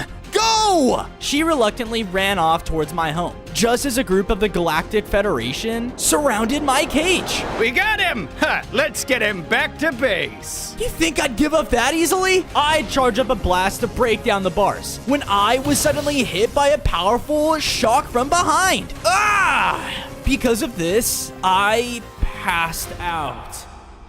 On days 81 to 85, I woke up inside of a prison room of the Federation's hidden base. Why can't you guys just leave me alone? Experiment 626? I still don't think you understand the situation you put this whole island in. Huh? The alien pointed over to a large screen where I saw a recording of Captain Gontu and Lilo! It seems your little pet hasn't come to save you, little girl. No, Stitch would never leave me, you big dumb meanie. I bet he's just getting ready to take you down. If you think I'm scared for even 1 second, little girl, you are mistaken. If anything, I'm aggravated by his presence. So now, we are going to have to raise the stakes and see how 626 feels about this whole island being under my foot, unless he gives himself up. You see, Captain Gontu has now gone too far. He threatens not just one girl's life, but the lives of all the people on Hawaii. So we have taken it upon ourselves to personally turn you in. What? No, I'm strong enough to stop him now. Just let me out, and suddenly I was shocked again by the bars of the cage. You've done quite enough, 626, so just don't make this difficult. However, as he said this, one of the room's walls burst open, revealing Dr. Jumba and Pleakley. I believe you have something of mine. Stop them! Before any of the aliens could get a shot off, Jumba rapidly fired his lasers around the room, and while they were running for cover, Pleakley came over and opened my cage. Come on, Stitch! Let's get you home! On days 86 to 90, with the help of Dr. Jumba and Pleakley, I was able to escape the Federation once again. How did you guys know? Experiment 634 told us what happened. Oh, Angel, my most beautiful creation. Hey! I'm standing right here, you know. With that, I went to work building up Angel her very own home next to ours, after I gathered everyone around to tell them what I saw with Gontu. Well, what does that mean? You think he's gonna drop a bomb on the island? He would never do that. It's probably some catastrophic plan that involves an orbital death laser from space. No matter what it is, we will face it and stop it together. Right. We with you, Stitch. Just then, Nani came sprinting up to me in a panic. Stitch! The town! It's under attack by that crazy alien ship! Oh no! I'm on it! Go ahead, 626. You're the fastest of us. We'll catch up. On days 91 to 94, I ran ahead to the town as fast as I could, and there I saw Gontu's ship was raining down explosions from above. Why is this happening again? I rushed in, focusing on saving as many of the humans as I could, shielding them from the missiles. Come on, this way! I used my elements to carve a tunnel into the ground for them to take cover. And after they were all safe, I turned my attention back to the ship. I'm coming, Lilo. With my new air element, I began to leap around the buildings, using them to get higher and higher until I blasted down, sending me flying up and onto the ship. Now that I was close enough, I clawed into it, but that's when I noticed no one was piloting it? What the? Just then, a voice rang out from the ship's speakers. Hello again, Experiment 626. You must be so worried about your little friend. But don't worry, I brought her some company. I'm sorry, Stitch. We couldn't stop him. Dr. Jumba? No! Yes! All of your little family is here with me now. And the only way to guarantee their safety is by handing yourself over at the highest peak on the island. See you there. I have to save them all? I won't let you get away with this, Gontu! On days 95 to 99, I ran as fast as I could to the highest peak on the island, only to see that Captain Gontu had captured all the other aliens from my home. Stitch, don't listen to him. You can... Shut it, or you're going over the cliff. So, 626, what will it be? Will you finally give yourself up for your cute little family? They are my family, so that's why I'm giving myself up. Stitch? No! You're smarter than I thought! I slowly walked towards Gontu for him to put me away in the cage. But as I walked forward, I felt my rage building inside of me again. What is this now? In a bright flash of light, I used my lightning element to burst out electrical energy. This caused all of the cages to malfunction and free all of my friends. I knew that would work. No! No! He ran in to take me down, but before he could reach me, Sparky sped by, pushing him back. Then Slushy and Splody began to blast at him with their elements, as Ruben ran up to push him back towards the edge. Stop this at once! Oh, so long, little girl! Gontu shot out a blast to the side, exploding the ground below Lilo. Wait! Stitch! On day 100, I jumped from the top of the cliff to save Lilo. She was panicking in the air, about to fall to her death. Hold on! I shot out a beam of my water towards the ground and created a pool below her. Ow! Whoa, I'm alive! Ah, pretty cool, huh? I was finally reunited with Lilo again after so many days of being apart. Please don't ever scare me like that again, okay? I promise. But sadly, our reunion was interrupted as Captain Gontu came slamming down next to us. Ha! Looks like your friends stood no chance without their idiot leader. This isn't over yet. Gontu began to blast out plasma towards me as I used my ice element to block it. Stand back, Lilo! She did as I said, so I dashed in and began to fight Gontu with everything I had. All of my elements were working together, freezing and burning away chunks of his health at a time. But with each hit he landed, I would become weaker as well. Enough! With another blast, I was brought down to extremely low hearts. I was sent to destroy threats like you, 626. Don't you understand? You do not belong here. You do not belong anywhere. His words began to build up the rage inside me once again, because I knew I belonged here. This place is my home. In one final elemental burst, I let out all of my rage at once, striking Gontu head on and nearly taking him down. Gontu, can you see what you're doing is wrong? This entire island here, it's all of our home, and it can be yours too. We don't have to do all of this harm. But we're aliens. All I've ever known is hunting you down. I know. But maybe your life doesn't have to be like that. You can stop all of this and maybe learn what true friendship feels like. Gontu seemed to understand and surrendered. Yes, because of this, Lilo and my entire family could now live in peace.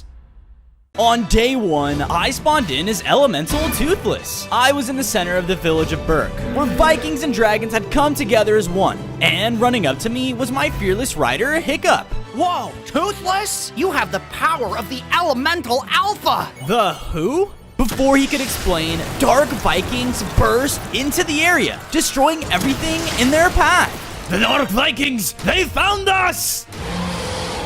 The citizens of Berg tried to fight back, but they didn't stand a chance against their dark power. And one by one, they were all trapped in cages. All will bow before the Dragon King!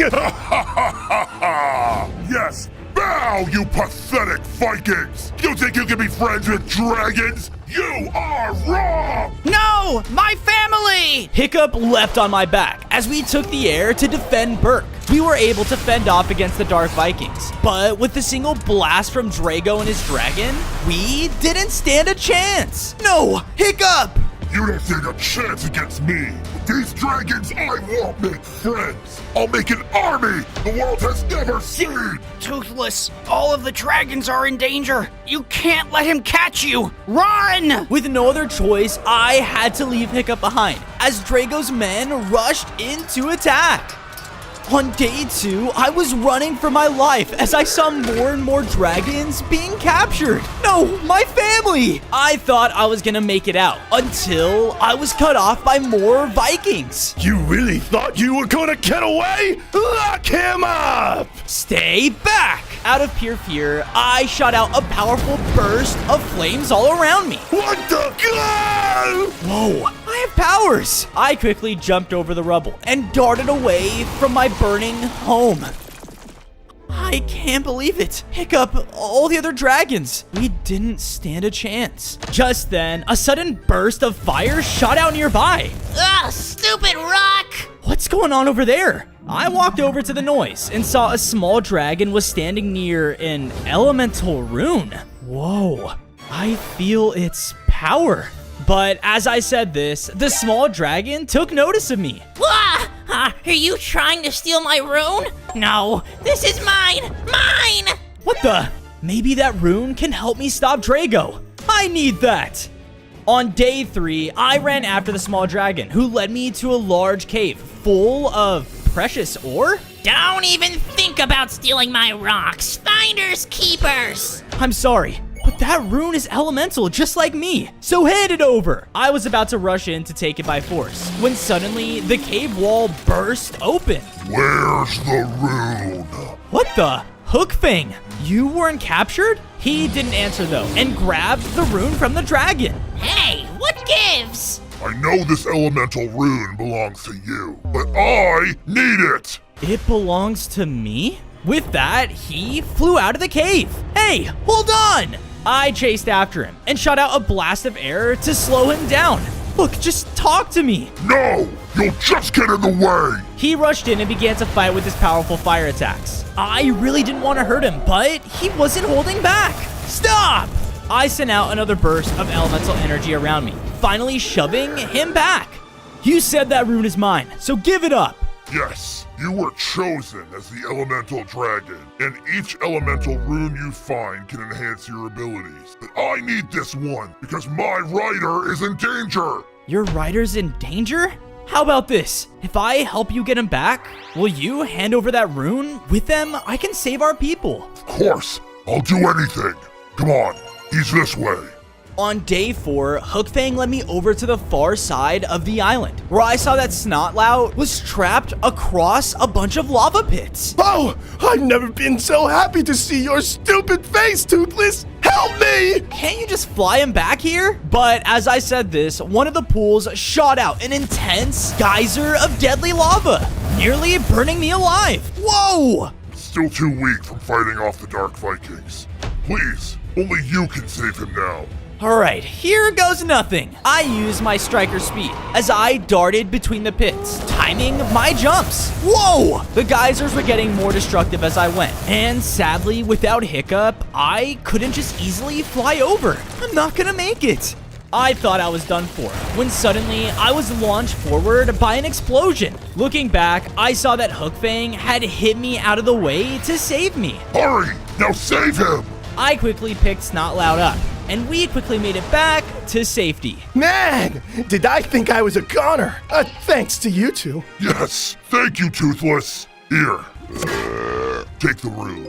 Hook Fang tossed me over the fire room, and the second I grabbed it, I felt my entire body surge with elemental power. I gained 5 more hearts, and now had complete mastery over the fire element. Awesome. Whoa, is that what I think it is? Fishlegs used to go on and on about those elemental runes. I don't know much about them, but he wrote everything he knew in his journal. It should still be at his house. If this one gave me that kind of power, who knows what I can do with the others? I need to get that journal.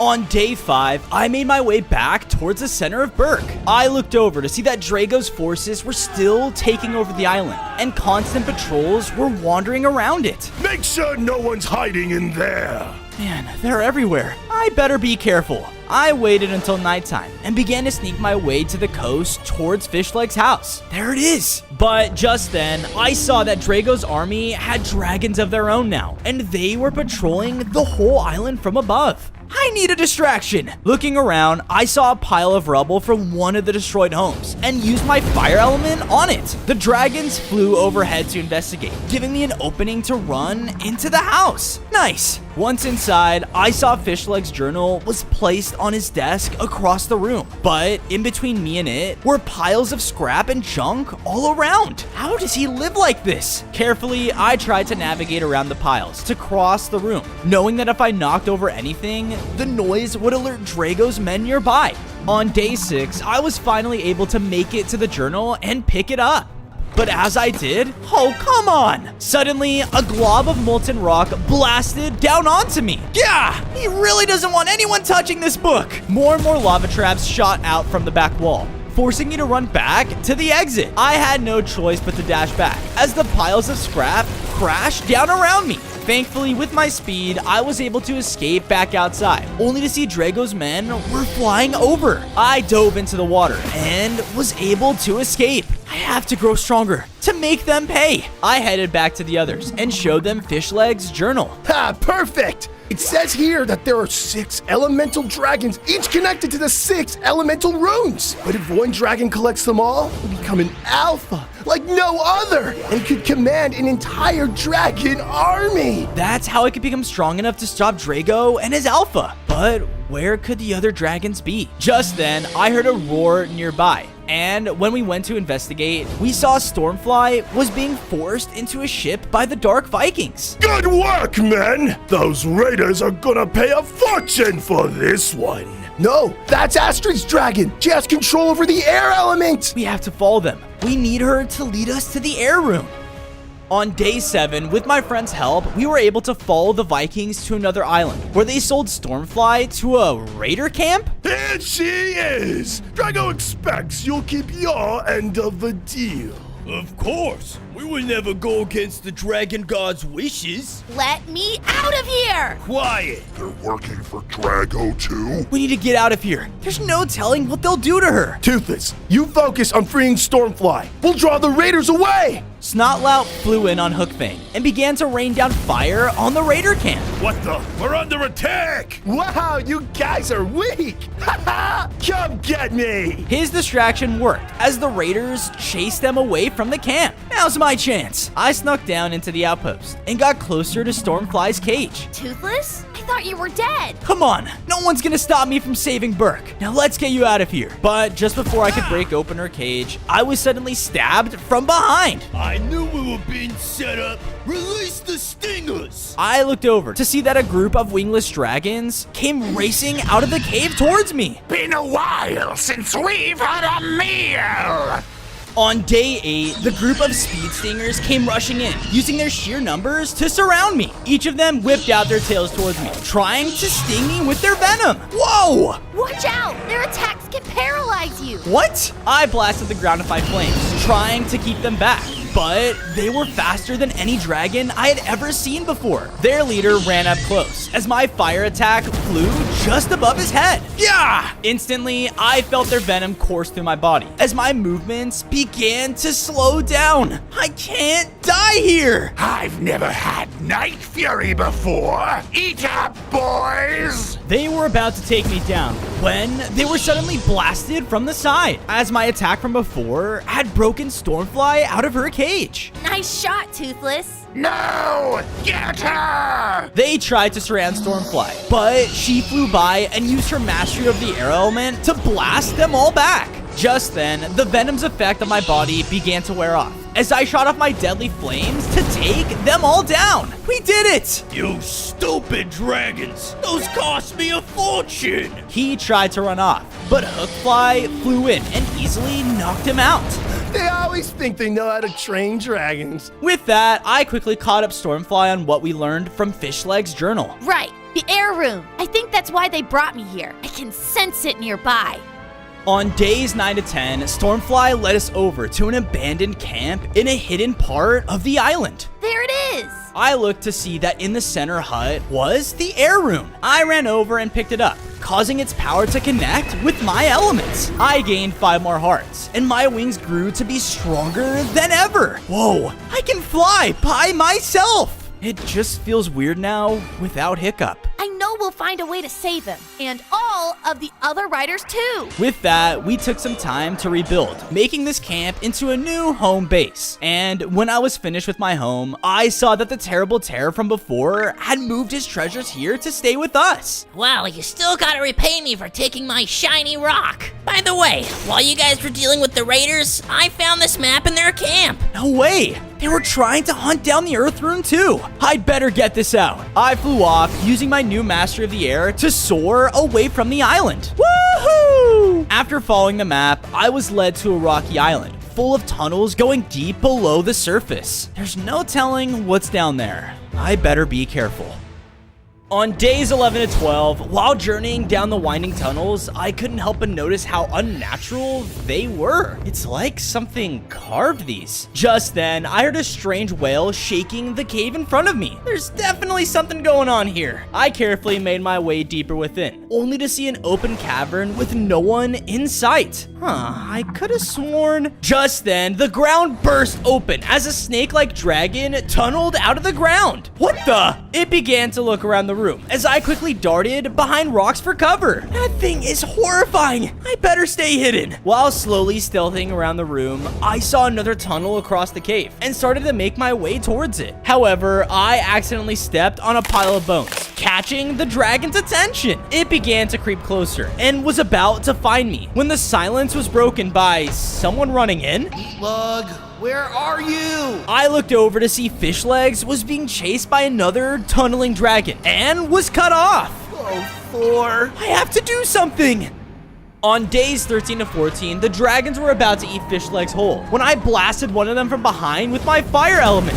I should have thought this through. They both focused on me now and began shooting out bursts of fire rapidly as they rushed towards me. I used my newly improved wings to fly around for cover and drew them away from Fishlegs. Hurry, run! He did, but just then, another dragon came bursting up in front of me. I was now surrounded when I heard Fishlegs shout out again. Sunlight! They're scared of sunlight! Huh? I looked up and saw the cave was cracked above me. So I shot out my fire, breaking it open as light spilled into the cavern. They all finally backed away, running from the light out of fear. Whoa, that actually worked. Man, I'm like glad to see you. Me and Meatlug escaped here after Drago's attack, but got separated when those whispering deaths attacked. I bet you're here for Earthrune. She can lead us to it if you help me find her. I nodded as Fishlegs led me back up to one of the tunnels, to an opening above ground. Meatlug's favorite food is the ore here. If you can get enough of it, we can lure her out.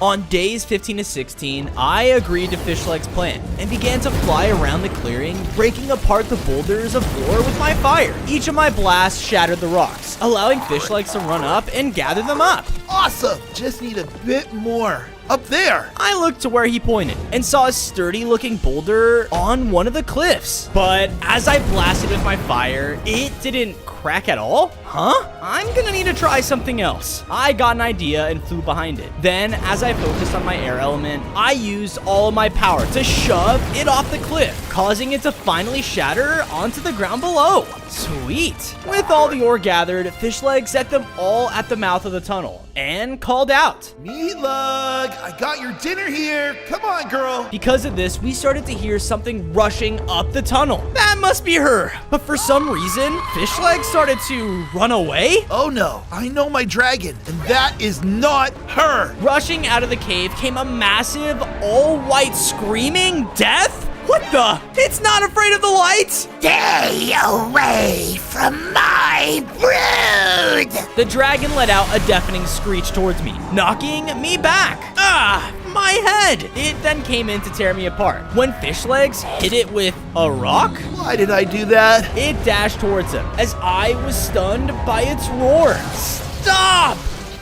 On days 17 to 18, I was powerless to stop the screaming death, but it was stopped by the one and only Meatlug. Stay away from my rider! She blasted the dragon back, shooting out a large glob of molten rock. That's my girl. I knew you'd find us. I recovered from the deafening attack and flew over to Meatlug's side. Shall we? Let's take him down! We began to fight together, using our combined strength to blast back the screaming death. I was using all the elements I had mastered to keep it from flying back up into the air. And when it was on the ground, Meatlug would use her earth element to slam into it. Enough! The dragon screeched out again, causing the ground to shake with her power. Wait, it has earth powers? It must have the rune. She blasted out another screech, stunning Meatlug. But this gave me the chance to dash in and finally take her down with my fire element. Woohoo! And there, where she last stood, was the elemental earth rune. I quickly picked it up, causing the ground around me to shake with its power. I gained 5 more hearts and grew into an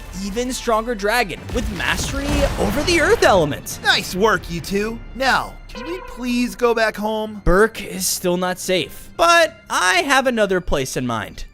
On days 19 to 21, Meatlong and I flew Fishlegs back to the base, finally reuniting them with all the others. Hey, if it isn't the lovable idiots! Oh, come on, Snoutloud. I'm glad to see you too. Thank you for saving us, Toothless. I really thought we lost everyone to Drago and his alpha. I know, but trust me, nothing is gonna stop me from getting our team back together and saving our home. With that, I took some time to build them a nice new home to stay safe in. Sweet. I'll start looking into my notes to find a weakness for Drago's alpha. But first, you need to track down the others. I saw them being taken away to fight in the dragon arena after the attack. That's not good. I'll go and find them before it's too late. Fishlegs gave me some coordinates as I flew off to save the others. It led me to another island with a massive Viking arena built up at its center. This must be it. But when I flew in close, I was suddenly hit out of the air by a poisoned arrow? What the? Suddenly, I saw Drago's men running up, and I passed out. On days 22 to 26, I woke up in the middle of the dragon arena, surrounded by all of Drago's men. What did you do to me? Toothless! I looked over to see that the Dark Viking had placed Hiccup in a cage. Hiccup, you're alive! I'm gonna get you out of here. Shut it, you two! You're going to watch as our next prisoner fights the infamous Elemental Night Fury, where only one will make it out alive! The doors to the arena across from me opened up, revealing the twins riding Barf and Belch. Prepare to die, evil dragon! Wait, Tough Nut, that's Toothless! What? They said we would only fight evil dragons! They tricked you guys! Just get out of here! Run! Hey! No working with the enemy! We came here for a fight, and we're gonna get one! On his command, one of the Vikings' large dragons came flying into the arena. For Drago! We can take him! Charge! Whoa! Hey! Let's do this! Guys, wait! But they didn't listen, as the dragon easily charged right through them. Okay, that hurt. I had to run over and fight back the dragon to keep the twins safe. We can do this, but we have to fight smart. All right, we'll follow your lead. On days 27 and 29, the twins and their dragon began to work with me as we surrounded the other one. Please, don't make us hurt you. You're fighting for the wrong side. I won't listen to anyone besides the Alpha. I flew up to dodge his attack, but the moment I did, the spectating Vikings all shot arrows to knock me back down. Yeah! No flying! We won't let you slip away! The Rumble Horn Dragon was about to charge me again, but thankfully, Barf and Belch shot out their poisonous gas before he could. He's vulnerable! Use your fire! I did as they said and shot out my fire element, which reacted with their poison to cause a powerful explosion. Whoa! This nearly took the opposing dragon out, as all of the Vikings cheered with excitement. That's what we came to see! Now, it's kill or be killed! No, I won't kill him. Dragons are not just for your amusement. I angrily dashed out into the air and made a break for Hiccup's cage. However, the stands burst open as Drago came charging in on his massive alpha. Ugh, you were so close, Night Fury. I don't care what you're doing. Kill them! Run, Toothless! He's too strong! The Alpha is going to destroy us! We have to go! Barf and Belch shot out more smoke around us, giving us cover to escape. And with no other choice, we left Hiccup behind. On days 30 to 32, the others and I flew far away from Drago's arena. I wasn't strong enough. How am I ever gonna stop the Alpha? Don't lose hope. Nothing has ever stopped us before. And I know what will cheer you up. A while back, we found this really nice place. It even had this really cool glowing rock. Are you talking about another elemental rune? You have to show me. They nodded as they flew off to lead me to the rune. I guess we're along for the ride. I followed them to another island, which was a large, ominous swamp. This is the place? Yup. Isn't it beautiful? But as they said this, a sudden blast of poisonous gas sprayed them up into the air.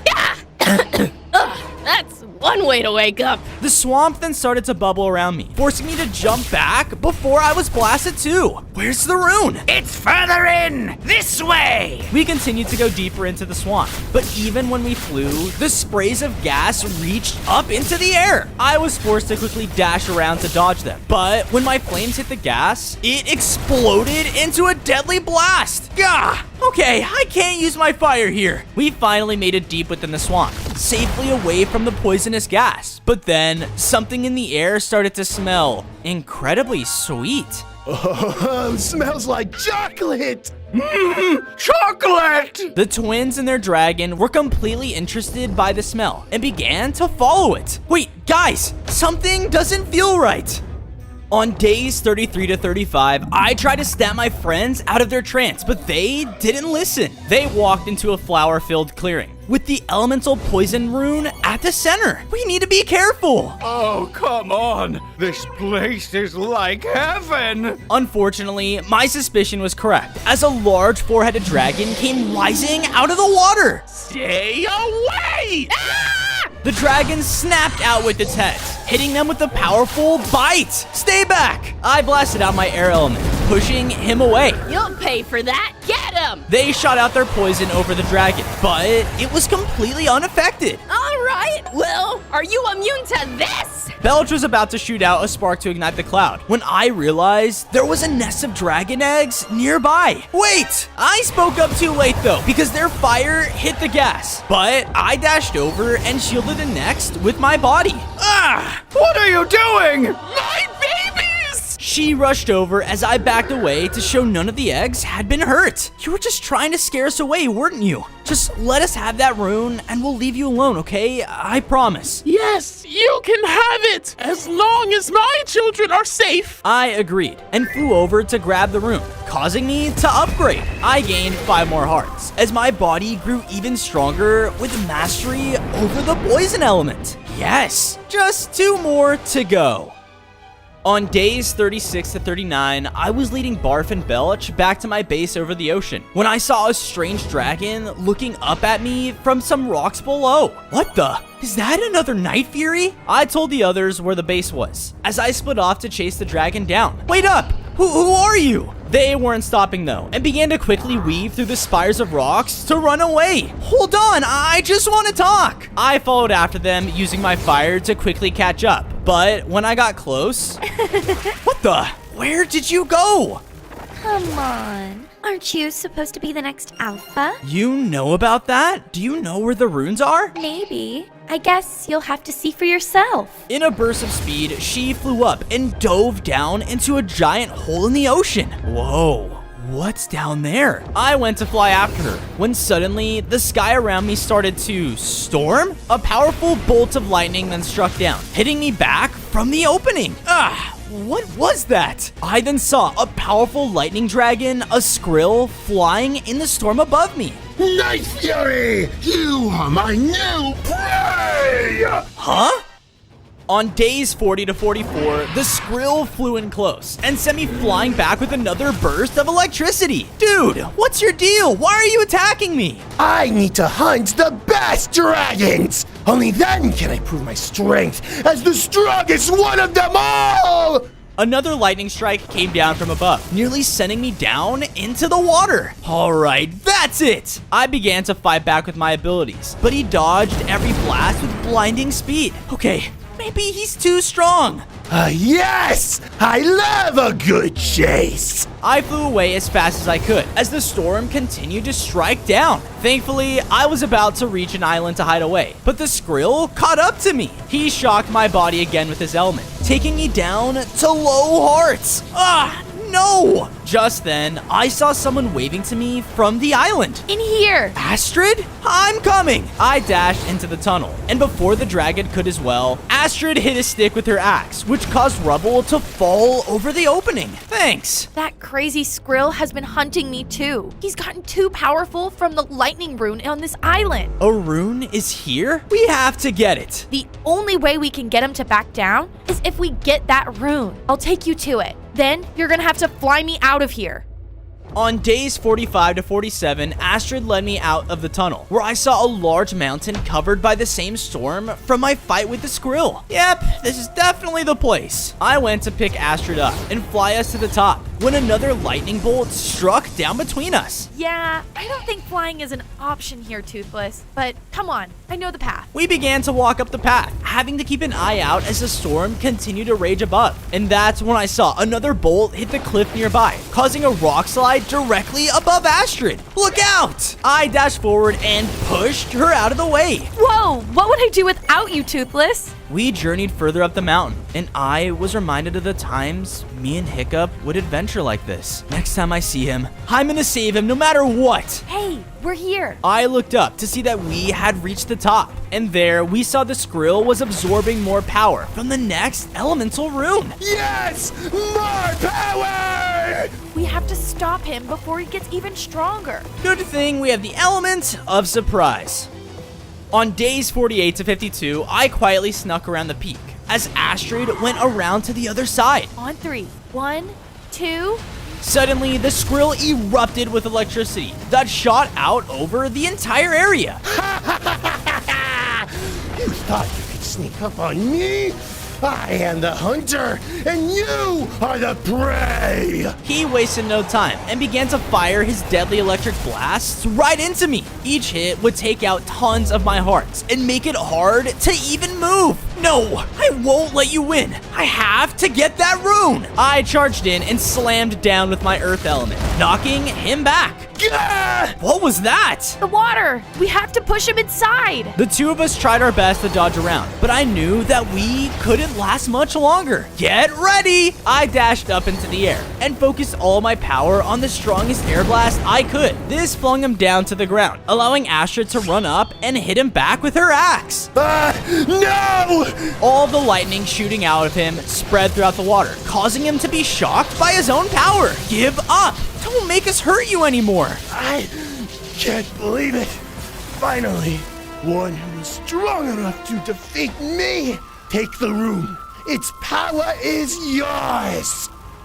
On days 53 to 56, I went over to the lightning rune and was finally able to pick it up, granting me its power. I gained 5 more hearts and now had complete mastery over the lightning element. Perfect. Just one more rune to go. Whoa, Toothless! You're almost an alpha? I should also tell you, Night Fury, that place you saw in the ocean, it's a place like no other. What are you talking about? That sinkhole leads to... But before he could finish his sentence, a powerful blast of ice came out of nowhere, freezing him instantly? That Skrill will be a fine addition to my army. I looked over and saw that Drago and his alpha dragon had tracked us all the way to this island. You may have found the 5th elemental rune, dragon, but you are still nothing compared to my alpha! On his command, the bewildered beast shot down another deadly blast device towards me and Astrid. Thankfully though, with my new element, I was faster than ever and picked up Astrid to dodge the attack. Destroy them, you idiot! I won't let them escape again! The Alpha roared out again, causing the two of us to be frozen in ice instantly. Ah! On days 57 and 59, we were frozen in ice as Drago commanded his Alpha to crush us. Everything felt hopeless, and I felt like I let everyone down. No, I won't let this end here. I'm gonna save everyone. My rage empowered my elements, causing lightning and fire to shoot out all around me. Rah! Whoa! Impossible! Get them! Drago hit his dragon, forcing it to blast down at us. But this time, I was ready and quickly dashed away with Astrid faster than ever before. Toothless? That was amazing! I didn't know you could do that! Me either. But I know my firepower still isn't enough to take them down. I need that last elemental rune. With that, I safely flew Astrid back to our home base. Look at you! You're really starting to look like a real alpha! Thanks. All I have to do now is find the last rune. I need to go back to where that strange sinkhole in the ocean was. Wait, you found a hidden world? Huh? That place is like a legend. A sacred haven for all dragon kind. The last rune must be hidden in there. Then that's where I gotta go. Wish me luck. After taking some time to build up Astrid a new home, I took off over the ocean and headed back to where I saw the other Night Fury. On days 60 to 63, I journeyed back to the large hole in the ocean. Alright, here goes nothing. I dove down into the unknown, falling deep below, until it opened up into a massive hidden cavern under the ground. Whoa, this place really is like a safe haven for dragons. Flying further in, I began to look for the white dragon I saw before, but she was nowhere in sight. Where could she be hiding? Suddenly, while I was looking, I was hit from behind by a blast of fire. Ugh! What the? I spun around to see a group of ancient dragons were flying towards me. Trespasser! You are not welcome in our sacred land! Wait, what? Let's talk about this! They didn't listen and continued to shoot out blasts at me in the air. I flew down low, trying to use the crystals around me for cover, but they knew this place much better than I did and would cut me off at every turn. Whoa! I said you are not welcome! He shot me out in the air with another hit, allowing all the others to rain down flames at me from above. Wait! Stop! On days 64 to 68, the Sentinel Dragons were about to take me down when I felt a surge of power grow within me. I said, stop! My words rang out louder than ever in the cavern as all the elements shot out of me all at once. And because of this, all of the dragons actually listened. You're the next alpha? That's right. I looked up to see the white Night Fury from before was flying down. He has come to our sacred land for the Alpha trial. What are you talking about? What trial? You'll see. Come with me. I followed the dragons to the center of their home, where I saw a massive crystal lighting up the entire cavern, and within it was the last rune. This crystal has tested every alpha that has come before you. So to receive its power, you must prove your worth to it. Sweet. Well, how do I do that? Well, first, we need to awaken the crystal with a race. Seriously? She took me over to a starting line where other powerful dragons began to line up. Anyone who wants to become the alpha can race, but only the winner can move on to the final test. Okay, I can do this. On days 69 to 73, I lined up next to the other dragons at the starting line. You're going down, outsider! We'll see about that. Just then, a crystal in front of us began to shift colors, becoming red, yellow, green. All of the dragons burst out from the starting line and took off into the air. Some of them cut me off, forcing me to already fall behind. Hey, what gives? Everyone continued to dart forward as we weaved around the rocks. I was much faster than most of them and quickly used my elements to start making my way towards the front. Haha! Woohoo! But just when I thought I was gonna take the lead, the Sentinel Dragon from before slammed into me from the side. I don't care what the Light Fury says! You should not be here! He then tried to bite me out of the air, coming in close every chance he got. Whoa, calm down! I belong here just as much as you do. He rushed up again though, so I shot out a cloud of poison, blinding him. Take that! I finally took the lead in the race and was about to make the last turn when... Better keep up. You're in this too? Oh, come on! On days 74 to 77, the Light Fury was quickly flying side to side in front of me, blocking me from getting ahead. Can't you see? Everyone wants to be the alpha. You have to prove you stand out. I thought back to all the friends I had saved, and everyone at Burke who meant so much to me. I'm gonna win this. For them! In a flash of elemental power, I dashed over her. But as I did, all of the crystals nearby reacted to me. Whoa! This caused all the dragons to be blinded, as I easily flew over the finish line. I did it! I won! You really surprised me, Night Fury. Let's hope you're still strong enough for the last trial. With that, she brought me over to the crystal in the center of the hidden world. This trial will be in the crystal. There's no turning back once you go inside. No one will be in there to help you. Got it. Here goes nothing. I stepped towards it as a bright light flashed around me. And when I opened my eyes, I was teleported into a crystallized maze. The rune must be at the center. This will be easy. I went to fly up, but I was suddenly blasted back to the ground. Ow! What the? I looked behind me to see a group of spectral versions of me. Ah! On days 78 to 80, the spectral dragons began to chase after me as I rushed through the crystal maze. They attacked with all the different elemental powers I'd gained on my journey, making each one as deadly as me. I guess this is the only way to learn my own power. I dashed around the corner to see a long hallway that was filled with jagged crystals. And the second I got close to one, it let out a beam of light that blasted me to the ground. That's not good. The spectral dragons were starting to catch up now, but I thought quickly and dashed through the next crystal. This caused its beam to shoot right behind me and take one of them down. Nice. I continued to weave around, timing my dashes to dodge their beams. And as I got closer to the end, I saw the center of the maze. But another crystal rose up from the center and blasted out towards me. Thankfully, with my earth element, I was able to block the attack just in time. That was close. I turned around, expecting the spectral dragons to attack me again, but they all disappeared? Huh? That's weird. I cautiously walked out into the center of the maze, where I saw the rune was there waiting for me. On days 81 to 85, I was happily about to claim my prize when the rune gave off another bright flash of light, blinding me. Yeah! What now? I then saw that the maze had shifted around and the rune was replaced with a dragon egg? Is this another test? As I said this, the crystal appeared in the ceiling above and began to charge an attack that was aimed at it? Wait, no! I dashed towards it and barely managed to make a wall of earth to block the beam. Don't worry, you're safe, little guy. But when I approached the egg, it began to roll off around the room. What the? Get back here! It recklessly spun around as the crystal continued to fire out more deadly beams towards it. Just hold still! The egg then suddenly stopped moving, and across from it appeared the light rune. Finally! But the crystal was still charging its final attack, and was aiming at both of them? I only have time to save one. I didn't know what to do, but out of pure instinct, I rushed towards the egg. I barely dashed over in time, pushing it out of the way as the beam hit me. Ah! I was blinded, and when I opened my eyes, I was brought back outside of the crystal. You did it!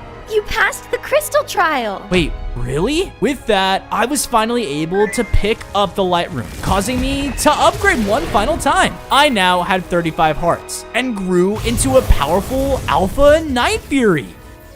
On days 86 to 90, I roared as the new Alpha, as all of the dragons in the hidden world became part of my army. Let's do this. They followed me as I soared back out of the cavern to the surface. But just as we were coming up from the waterfall, no! I was shot out of the sky by Drago and his Alpha. No! My new army was now captured, just like my family all of those days before. Ha ha ha ha ha! Did Thanks for bringing them right to my real alpha. Drago, you'll pay for this! But before I could even react, I was surrounded by the Dark Vikings. Give it up, Night Fury. All of your plans have failed to do anything but bring me more dragons. You are no alpha, but just the same weak dragon without a rider. His words enraged me, and I lashed out at all of them, blasting out my elements to take them down. This allowed the alpha to blast at me again, sending me flying back in the water. Yeah! Let's move out. It's time to prepare for our conquest. There will be no village, no creature alive that will not bow to me! On days 91 to 94, defeated, I made my way back to my base. Toothless! Wait, what happened? Everyone, Drago is back on Berk. He's about to lead his army on a warpath to take over every place in the world. And I still wasn't strong enough to stop him. Even with all my elements, I'm nothing compared to him. What are you talking about? You're made to lead us, Toothless. Yeah, you can take on anything. And with Hiccup, you two are basically unstoppable. We just need to get you two back together. There's no dragon in the world that would stand a chance. Our bonds with our riders are what makes us different. You're right. I thought I had to do this all on my own. But that's how Drago rules. With fear and power. But not me. I have all of you to support me. So let's go show them what it really means to be a dragon. All of the dragons roared out and began to prepare for our fight. Toothless, please. You have to save Hiccup. I know. I promise. Well, what are you waiting for? Let's go burn him down! On days 95 to 99, my friends and I all flew back towards our home village, where we saw Drago and the Alpha commanding his massive army. Still didn't learn your lesson? Take them down! All of his men took notice and started to shoot up at us in the sky. Whoa! I then looked down and saw all of the cages of the captured dragons and humans. Yeah! Show them who they're messing with! My friends soared down and began to blast into cages and free more and more of them. Attack! I slammed down in front of them and used my earth element to cut off their charge. Stay away from them! I continued to unleash all the elements I had mastered, quickly taking out wave after wave of the Dark Vikings. Hiccup! I then watched as Astrid ran over to Hiccup's cage, finally freeing him. Yes! No! Blast them back! The Alpha sent out another deadly blast of ice directly at me. Toothless! How the mighty have fallen! I burst up from the ice, finally reuniting with Hiccup. Attaboy! I knew you'd find a way to save us. Now we're gonna end this together. On day 100, the two of us were face to face with Drago and his Alpha Bewilder Beast. Huh? You think your bond is gonna overpower the sheer will of an alpha? You can't even imagine my power! Don't underestimate us, Drago. Actually, let's just show you. Kill them! He commanded his Alpha to attack again, but with Hiccup and I together again, we were faster than ever. He can't stop what he can't hit. Let's bring it to him. I tore into the Alpha with my elements, blasting him from the air. He was still the most powerful dragon I'd ever faced, but I was much stronger now too. Haha, yeah! Come on, kill them! You are the Alpha! The dragon roared out and launched an attack towards me. Yeah! Toothless! He tried to run back to me, but Drago cut him off. So long, Chief of Berk. They charged up another blast, aiming right towards Hiccup. No! All my elemental power began to surge from within me as I let out another alpha burst of all my elements at once. What are you doing? I didn't let up, and with one final blast, I hit him back, nearly taking him down. You should have never messed with Berk. It's over. No, I will not be defeated. I am the Dragon King! No, Drago, you still don't get it. Dragons are not just some tool to use. They are our friends, our family, and this is our home. Drago and his Bewilder Beast fled, leaving our home once and for all. We did it! Now, the dragons and humans of Berk could finally live in peace. On day 1, I spawned in as a baby elemental worm. I looked around and saw my fellow worms were being eaten by the large owl beast and his army of birds. Feast on the elemental worms, my flock. We will not stop until we've eaten every single one of them. Ah! Leave me alone! I moved through the chaos as my people were being eaten to the left and right of me. I thought I was gonna be next when I was suddenly knocked out of the way. Yeah! Son, the birds found our elemental home. None of us are safe anymore. Come on. My mother guided me all the way to a small crevice, but was knocked out of the way. Mom! Run, son, now! With no other choice, I listened to my mother and ran for my life. On day 2, I was running as fast as I could, while birds kept trying to swoop me from above. Ah! Leave me alone! I thought I was done for, but just before they could catch me, the floor gave out below. Whoa! I fell right onto a conveyor belt with food all around me. My fellow chefs, time to cook the best food imaginable! Huh? I looked over and saw I was being sent into an oven? I gotta get out of here! I tried my best to escape my death, but the belt was just too fast. A worm on our 5-star cooking line? Disgusting! Kill it! The chefs then all jumped on and began doing whatever they could to take me down. Ah! Stop it! One of them was about to slash me with their equipment, but in my panic, I unleashed an icy blast that froze them and the entire belt. So cold! Whoa, looks like I have elemental powers. I hopped off and was able to find a nearby exit. But as I was leaving, I noticed a strange fire apple. Whoa, what's that? While I was distracted though, a large cage dropped on top of me. Ah! I did it! I caught the beast! Finally, now put it with the other pest. Oh no. On day 3, I was put inside of a jar. Ah! You're in the jar jail now, and you'll never leave. Ha ha! Time to go make my soup. No, how do I get out of here? You don't. Welcome to your new eternity. Huh? I turned around and noticed a mosquito was in the jar with me. No, I can't be stuck here. All of my people are in danger. Maybe if we work together, we can escape. I noticed that the mosquito was cold. So with my elemental powers, I shot out fire, which warmed him up. Oh, I feel amazing. All right, I'm in. It then picked me up and flew us out of the jar. Whoa! We were flying through the kitchen and we're actually going to make it out. But I saw the fire apple again. I must have it. I had the urge to take it and jumped away from the mosquito. Dude, what are you doing?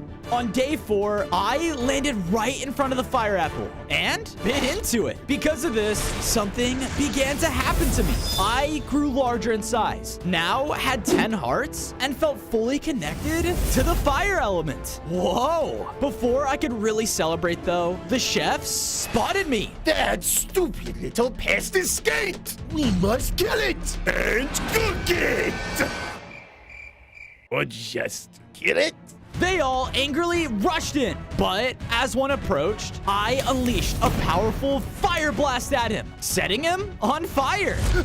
Hot! Sweet! The fire, though, then spread, which caused the rest of them to panic as well. You idiot! You're causing a kitchen fire!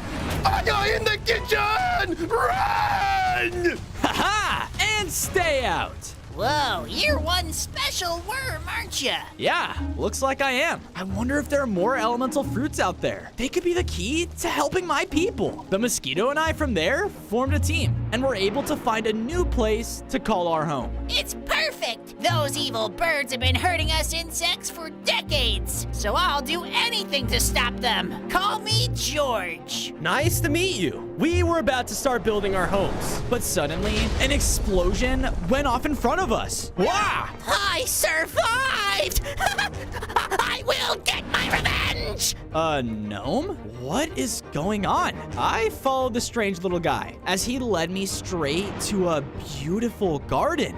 But as I got there, the ground beneath me gave out. I had fallen into a pit and was surrounded by other gnomes. Looks like we have an intruder. This isn't good. On day 5, I was brought to a planning room in front of their gnome leader. A colorful worm? There, just kill it. We have other worries. What? I used my fire element and immediately broke out. Yeah, not a chance. I began to rush towards the exit when I noticed a huge earthberry next to the leader's throne. Whoa, wait a second. Those powers you got are sick. Yeah, so if you don't want me to use them on you, get out of my way and give me that berry. The gnome liked my confidence and signaled me to follow him. It wasn't long until we arrived at a cliff overlooking a huge garden battlefield. There were blue and red gnomes everywhere, just straight out fighting each other. I hate blue, you big-nosed freak! Dude, your nose is big too! Why is this happening? We are at war with the Red Gnome Army. One day they stole all the potatoes, including the sacred golden potato. You get that golden potato for me, and that earthberry is all yours. All right, deal. As a worm, I could burrow under the ground, so I was able to travel straight underneath the fight until making it all the way to the Red Gnome headquarters. Nice. I entered inside and saw there at the end of the hallway was the golden potato. Aha! I went to grab it, but just then, an alarm sounded off. The ground began to shake, and within seconds, the entire hallway had transformed into a massive obstacle course. Looks like we got an intruder! On day 6, I immediately began jumping from platform to platform while the red gnomes were shooting out fiery arrows at me. Whoa! You will die! All right, Dark! I was doing everything I could to make sure I didn't fall, because if I did, I was done for. Thankfully, I had an idea and used my ice element, which allowed me to form a bridge. With this, I was able to make it across. Hey, no fair! The red gnomes all ran towards me, blasting me with fireballs. But because I had control over my fire element, they did nothing.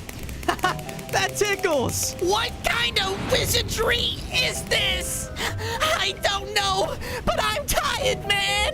With that, I went over and collected the golden potato. Perfect! Hey, give that back! No, you guys stole this potato, so I'm taking it back. What? We stole it? No, we are protecting it. Wait, what? What are you guys talking about? Our garden was destroyed, and I'm pretty sure it was those dumb blue gnomes. Come on, follow me. On day 7, the red gnomes brought me to an area in the garden, and there in front of us was a massive hole of destruction. What the? Yeah, everything here was destroyed, and it wasn't us red gnomes, so it had to have been those stupid blue ones. That's why this whole fight began. As he said this, though, explosions happened all around us, and the blue gnomes ran in to attack. They're exposed! Get them! They all rushed in and began to fight each other. Stop! I said stop! I blasted out an elemental ability, which seemed to separate the two of them. Can't we just talk this out? But the ground around all of us began to shake. What's going on? In a matter of seconds, a giant mole beast came crashing out of the ground, causing another hole. Oh gosh! Oh, so that's what made the hole. The mole began charging through, attacking any gnome it could find. Oh no, I have to help! I charged in and tried to stop it with my fire element. But as I hit him, he just shrugged it off. Ouch! The gnomes would all surely be done for. But I looked up and saw in front of me was the earthberry. That's my only chance. On day 8, I ran over and ate some of the earthberry. Because of this, my body began to transform once again. I was now stronger than ever, had 15 hearts, and had full mastery over the earth element. Oh yeah! For the love of all gardens everywhere! everywhere! Help us! I looked over and saw the gnomes weren't looking good. Hang on! I rushed in, and with my earth element, I was able to shoot out an earth platform, sending the mole sky high. It then fell apart, which caused it to fall straight to its death. Ha-ha! Take that! You saved us! Thank you! And us red gnomes see now that it was the mole who destroyed the garden, not you guys. Sorry for taking the gold potato. With that, all of the gnomes united. Well, since your home's destroyed, you guys can come with me. They agreed, and we were all heading back home. But as we were, I heard noises coming from the forest. Huh? What's that? I went over to investigate, only to find more of my elemental worms. You guys are safe. Barely. Those birds are taking us out left and right. But it looks like you found some elemental fruits. Whoa. You know what they are? They were made because of us. In total, there are 6 elemental fruits out there in the world. And if us worms have possession over all of them, the sacred elemental rain will pour down and grant us power we have never felt before. Well, then that's how we'll stop the birds. All right, time to find the rest. On days 9 to 10, I returned back to my home with the gnomes and my worm people. Once we got there, I noticed that my mosquito friend had built up a base for us, even making me a nice worm home to live in. Whoa, thanks. Don't mention it. Oh, and we have guests. We all got to work in the base, building more worm homes for my people, a nice garden for the gnomes, and a very special picnic table to hold all of the elemental fruits. All right, 2 down, 4 to go. But as I said this, I heard one of the gnomes scream out. Hey, get out of here, you rodent! Huh? I ran over just as I saw a bunny steal from the garden and rush out of the base. That little thief! Hang on! I chased after the bunny as it hopped away to more of its kind in the forest. Got the goods. Now hurry. Let's get out of here. Hey, that doesn't belong to you. Using my earth element on it, I exploded a nearby tree, which scared all of them. Dude, you stole from the elemental worm? What were you thinking? Wait, I'm sorry. We just needed food for our journey to Melon Island. Melon Island? Another fruit? What are you guys talking about? Promise not to hurt us, and we'll show you. The bunnies brought me over to a shoreline where I could see a melon-covered island in the distance. There it is! You know they say the elemental watermelon resides there too! The watermelon? That's the next elemental fruit I need. I went towards the shore, but as I did, a couple of deadly sharks jumped out and bit at me. Yeah! Yup! So we gotta find another way across the water! I looked up and saw that down the shoreline were a few players setting up a boat on the dock. Bingo. Hey, bro, you sure this boat's gonna sail in shark-infested water? Shaman, that villager said it can withstand anything. Perfect. Hey, excuse me, do you think that... What the heck is that? I don't know, but it looks weird! The players all drew out their weapons and began to attack. Yeah! I knew the knight's approach wouldn't work. Get to the boat! The bunnies all ran on the boat as they were focused on me. They came in to take me down, but I used my earth element to create a pit under their feet, causing them to fall down. Not cool, man! Sorry, but that's what you get for attacking me. Come on, let's go. On days 13 to 14, the bunnies and I began to sail off towards the Melon Island in the player's boat. Woohoo! Can't bite us up here, silly fish! I looked over and saw that their mocking words had angered all of the sharks. Countless sharks swam up and tried to attack the boat, but it was completely immune to their attacks. Whoa! But as I looked up, I saw a massive fin breaching the water and coming in our direction. You might want to pick up the pace there. Why? We're totally... yeah, I see it now! We began to sail as fast as we could, but the massive shark was beginning to catch up. Oh no! Hang on! I blasted behind the boat with my fire element, giving us the speed we needed to sail faster than the shark. Yes! We were able to safely dock on the beautiful island, and all around us were countless piles of melon blocks, with some even grown to giant size. Boys! Time to eat up! the bunnies all started to dig in as I looked up and saw that the elemental watermelon was there as well. Sweet! I started to run towards it when I heard someone nearby. Yar! Prepare for battle, mateys! What the? Who's there? On days 15 to 16, I heard a loud cannon shoot out as cages slammed down around me. Hey, what gives? I then noticed we had been completely surrounded by melon pirates? Arr! No one steals from Captain Melon and gets away with it. You will be sent back to the sea to swim with the beast! Ha ha ha ha ha! What? No! I used my earth element to burst out of my cage. But as I went towards the bunnies, more of them blocked me off. Hey, Captain! We got a feisty one! Fire at will, men! Ain't no one gonna steal our stash of scurvy-proof food! Oh no! All the small pirates began to shoot at me with melon slices. And explosive ones? Yeah! Ow! I ran around the area to avoid their attacks when I saw a way to reach the watermelon. I'm gonna need its powers to stop these guys. I ran over and began to jump on top of the giant melons to use them as platforms. But just when I was about to reach the fruit, I was blown back by another explosion. Ah! Yeah, I got him, Captain! I really got The pirate's words were cut short as the massive shark from before devoured him whole. Whoa! Arr! The beast is back! We're done for! On days 17 to 18, I watched as the Melon crew began to fight back against the massive shark, but it would just constantly come in and out of the water, taking down multiple of them at a time. I need to do something. I ran over and grabbed the watermelon, which caused me to upgrade. I felt a wave of the elements wash over me as I gained 5 more hearts and had complete mastery over the water element.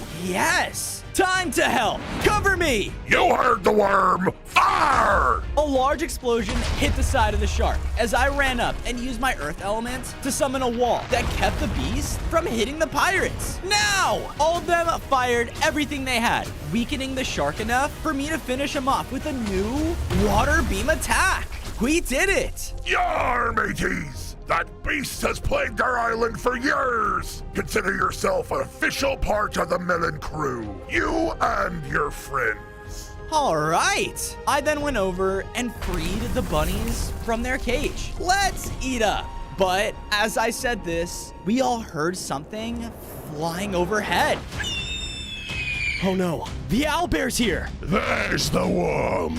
Devour this place for all of its worth. On his command, his bird army started to swoop down and attack. The pirates did their best to fend them off, but they were all too weak from fighting the shark. Come on, it's not safe here. Those scavengers! Grab what you can, mateys! We have to leave! Now!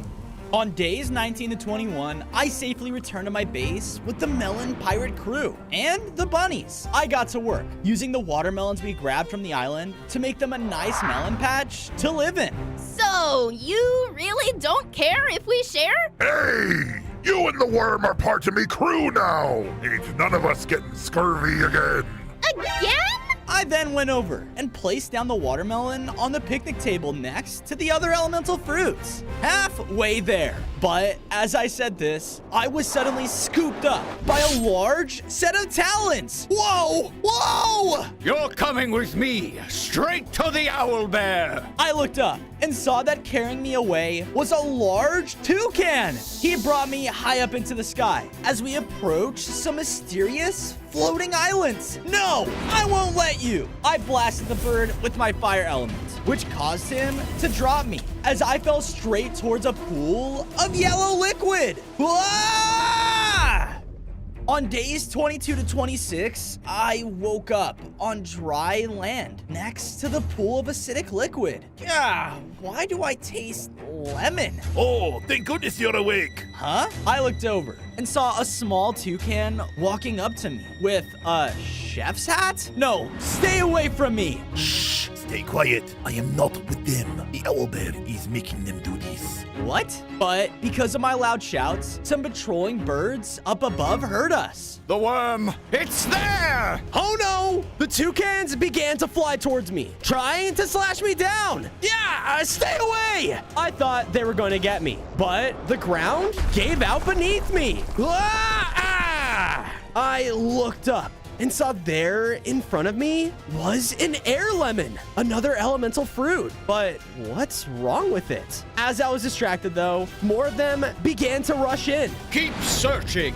I had nowhere else to go until I was pulled away. Whoa! And I was now in a kitchen? Ready to listen now?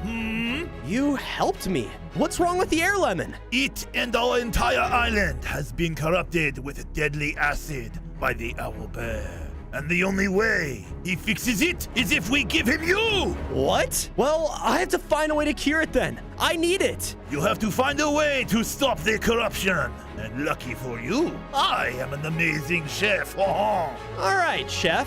You have a plan?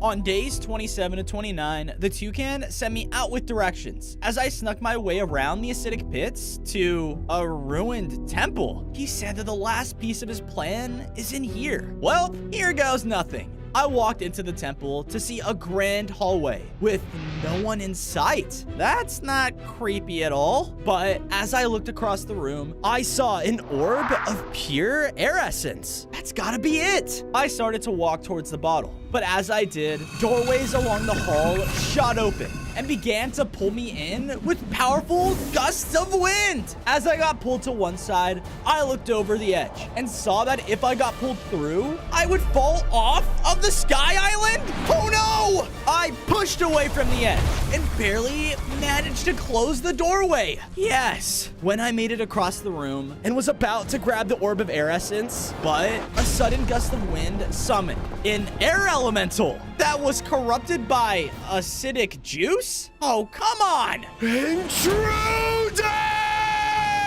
The elemental began to blast me with its attacks as I dodged around and tried to hit him with my fire elements. But my attacks only made him angrier? Oh no! Out of fear, I shot at the creature with my water element, which hit him back. What the? I then realized that my attack had diluted the corruption in him. I don't know what came over me. I am sorry. That's all right. Now, you think your apology can come with that bottle right there? On days 30 to 32, after collecting the orb of air essence, I made my way back to the hidden kitchen when I saw it was nearly completely destroyed. No, where are you? Oh, I'm right here. Oh no. You're not escaping me this time. The large toucan came up and grabbed me again. He flew me over to where the air lemon was and tossed me on the ground next to the smaller one. Yeah! Bozo, are you okay? Never been better. Enough with the chit-chat. You will stay quiet until the owlbear comes to make good on his promise. And you will pay for your treachery. No! The large toucan then sent out a powerful attack to take down my friend. But I jumped in the way, causing me to drop the orb. Ah! Look, this orb here can help us make something edible with the corruption. Please, let us just show you. Ha! Another one of your crazy ideas, little one. Fine. You're at the very least amusing. I'll give you one more chance. On days 33 to 35, the toucan set up 2 cooking stations in the area with some shared ingredients in the middle. You two will face off against me in a cook-off. If you really think you can make something bearable enough to eat that's also better than mine, then you two will earn your freedom. Understood? Yep. Begin! Instantly, both of us got to work as I ran around the area grabbing the ingredients for the smaller toucan. Give me a bottle. Lemon juice. What else? Sugar! As we were about to finish, the smaller one added the essence of the air to the ingredients, but hesitated. Something is still missing. We need something else to weaken the acidic corruption. I then thought back to the ruined temple. That's it! I shot at the ingredients with my water element, completely purifying it. All right, my dish is done. Time's up! We went over and presented our dish next to the other toucan's lemon pie. Voila! One lemonade! Ha ha ha! That's it? What a joke! They all tried the lemon pie and hated it. Oh, just you wait. Their stupid drink is going to be just as bad. The large toucan came over and tried the lemonade. Oh my. It's perfect. I can't believe it. We can make the acid into something good. They all rejoiced as the small toucan led me to the air lemon. As promised, it is all yours. I went over and using the air essence of my water element, I was able to purify the air lemon. Yes, I picked it up and felt the air rushing around me as I began to upgrade. I gained 5 more hearts and now had full control over the air element. Awesome. On days 36 to 39, I made my way back to the base with the renowned Toucan Chef. You sure you don't want to stay with your people? No, merci to you, monsieur. They did not believe me, so they do not deserve me at my best. With that, I got to work building him a nice kitchen nest inside of the base. Here you go. Merci. Thank you for so. I then went over and placed down the air lemon on the ingredients table next to the others. Perfect. But as I said this, I heard loud shouts from outside the base. Those, you idiot. The jungle's this way. Who was that? I went outside only to find 2 chimps with headphones on. Come on, we're gonna miss the Jungle Arcade Tournament. Okay, I'm coming. I can't wait to see who's gonna win the Lightning Banana. The lightning banana, huh? I guess I know where I'm gonna go next. I decided to follow where the chimps were traveling to. And after a while, I finally made it deep into a jungle biome where there was a modern town. All around were bright, colorful signs, and everything had an arcade theme. Well, this will be interesting. On days 40 to 44, I went deeper into the arcade town until I finally found the Jungle Stadium. Yes, it must be here. I tried to get in, but I was blocked off by 2 gorilla guards. Hey, you can't go in there. What? Why not? Only real gamers can get beyond this point, aka chimps. Go beat it, Buster. Come on, guys, I need to get inside. Well, now that you mention it, I could really go for some G-Coal. Then I'll consider letting you in. The gorilla then threw a list of ingredients to me. What in the world is G-Coal? Only the best energy drink in the world. It's like the perfect fuel for any gamer. So are you getting me some or what? All right, I'll do it. With that, I began to look for the ingredients. The first 2 were easy enough. A bottle of water and some sugar. Luckily, there was some sugarcane and a lake nearby the jungle, so I was able to get them easily. Now for the last ingredient. Nitro dust? Used in explosives? Where am I gonna get that? As I was wondering, I heard a loud explosion coming from nearby. Oh, not again! What was that? On days 45 to 47, I rushed towards a sound where I saw a villager had recently caused an explosion. What just happened? Oh, a worm! So cute! Oh, right, I'm just experimenting with my nitro dust, but my stupid tools got lost in the explosion! Well, if I look for them, can you give me some nitro dust? Sure. I don't know what you'll do with it, but I don't care! With that, I began to look around the area for all the villagers' tools. But when I returned what I found... Oh, thank you! But these aren't my tools! I'm still missing my hammer! A hammer for explosives? What does that even mean? The villager turned around and looked down into a well? Yeah, I don't even know how it got down there. All right, no problem. With that, I jumped right into the well. As I reached the very bottom of it, I used my air elements to slow my fall and finally found the hammer stuck in some webs. Easy enough. I blasted the webs with my fire to get the hammer free. But as I did, oh no! La la li la la loo. I wonder what's taking him so long. Ah! Here you go. Ah! Perfect. Here's your reward. Thanks! With all 3 ingredients, I returned to the jungle and crafted the G-Cold drink for the gorilla. You should not drink this stuff, man. It does not seem good for you. Who cares? It tastes great. You can go in now. Awesome. I entered inside and saw the enormous crowd of apes. And at the top was a gamer gorilla. Brothers, it's time for us to begin the Ape Games Tournament! For everyone here that wants to take part, you have the chance to win this. As he turned around, the gamer gorilla showed off the lightning banana right next to him. I looked around to see the other competitors and saw that I was going up against 2 different apes. I love you, Muscle Wizard! And don't forget to like and subscribe! All right, this is not gonna be easy. Now for our first challenge. The gamer gorilla then summoned a bolt of lightning to shoot towards us. But instead of getting hurt, the arena changed. In front of each of us was a square pit, and we each had a bunch of color blocks in our inventory. What the? Gamers, your first challenge is to build a match to this puzzle. Whoever's build matches it the least will be eliminated.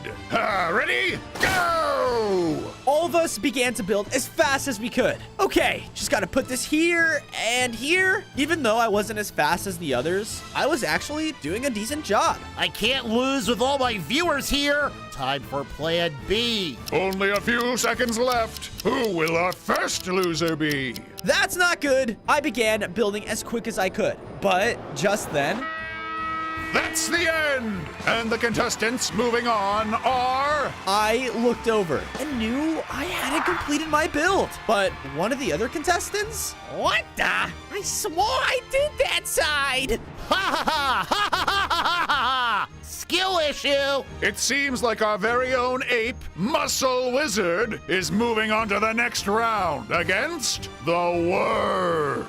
All right, just one more challenge to go. On days 53 to 56, the arena suddenly changed again. Only this time, we were in the middle of a huge platform of snow. Gamers, for your last game, you'll compete in the oldest game known to man. Spleef! The last man standing wins. Muscle Wizard charged right at me and started destroying the snow, trying to get me to fall. No hard feelings, loser! I'll get that banana if it's the last thing I do! I tried breaking the blocks underneath him as well, but he was able to easily dodge my hits. Wait, I got it! I aimed my fire element below and started to melt huge patches of snow underneath him. Hey, that's cheating! Oh, well, I don't care. I continued to blast the platform until he finally fell into the lava. And we have our champion! If it wasn't a poser... What the? I won your games! Yeah, but you're still not an ape. We didn't think you'd actually win. I just wanted the views. Before I could protest, 2 huge birds swept in and started carrying the banana and the gamer gorilla away. This is for helping the elemental one. Now you must answer to the owlbear. I don't want to go outside. Help me! On days 57 and 59, I started chasing after the birds. Hey, get back here! I began to use my air element to boost myself into the air so I could hit them. I shot at one holding the lightning banana with my fire element. He got me! Yes! With that, I swooped down and got the lightning banana, which caused me to upgrade. I now had 30 hearts and felt the element become empowered within me as I gained the mastery of the lightning element. Take this! Using my new abilities, I began shooting the other bird with the lightning. And because of this, it made him let go of the gamer gorilla. This isn't over, Worm! The owlbear will have you sooner or later! I flew over to the gorilla, only to see that he was okay. I can't believe it. I'm sorry, Worm. I thought you were a poser, but it turns out you were a real gamer after all. I still have no idea what that means. It means you can keep the banana, and you're one of us now. Oh, sweet. On days 60 to 63, I returned to the base with the gamer gorilla, along with all of his chips. To make sure they felt right at home, I made them an arcade for them to stay in. Lastly, I placed the lightning banana next to the other elemental fruits on the table. All right, just need one last fruit for me to summon the elemental rain. Help! Someone please! Huh? I looked over and saw 2 ice bats flying into the base. What's the problem? It's our Bat King. He's been kidnapped. Our ice grapes were taken too. We heard that you could help us. Yeah, no problem. Take me where I need to help. With that, I followed the ice bats back to their cave, where the throne in the center was empty. Do you know where your king was taken? It must be the witch. Who's the witch? And why take the ice grapes too? The witch wants to absorb the king's power. The only thing powerful enough to do that are the ice grapes. I looked around the cave and saw that there was a path leading deeper and deeper.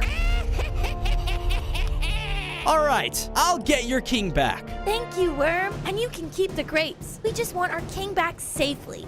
On days 64 to 68, as I went deeper into the caves, I eventually came across a huge chasm with no way to get to the other side. All right, the Ice Bat King is somewhere deep in here. I have to find a way through. I looked around and saw that there were a bunch of spikes on the ceiling. All right, new idea. I used my brand new lightning ability and started to shoot them. Once they got hit, the spikes fell down into the chasm, which made perfect platforms for me to jump on. Yeah, let's go. I started to jump across the new platforms, quickly making my way to the other side. But while I was in the middle of crossing, more things started to fall from the ceiling. Whoa, close one. I gotta get out of here. I rushed towards the other side, dodging as many falling things as I could. Whoa, that was close. From there, I continued down the tunnel until I came across a huge opening. What's in here? When I looked down, I saw an entire ice palace. What the? I quickly hid when I saw that the palace was swarming with ice zombie guards. All right, I need to get past them and into that palace. Here goes nothing. I tried to burrow into the ground with my earth element, but it wouldn't work. I'll need to find something I can dig through. I then had an idea and used my water elements to cover myself in water. And with how cold it was, the water started to freeze. So I became camouflaged. With that, I started to sneak around them to make sure that I could get into the palace undetected. I went around the area while they were all stationed, trying my best to avoid their sight. As I was hiding around, I finally saw a patch of stone in the ice. All right, just gotta make sure not to make any noise and... seriously? Huh? Who goes there? Oh, I'm a ghost. Don't come near me. Nice try. Come out with your hands up. Using my air powers, I was able to make a strong breeze that knocked the zombie back. What the? How did you move me? Ghost!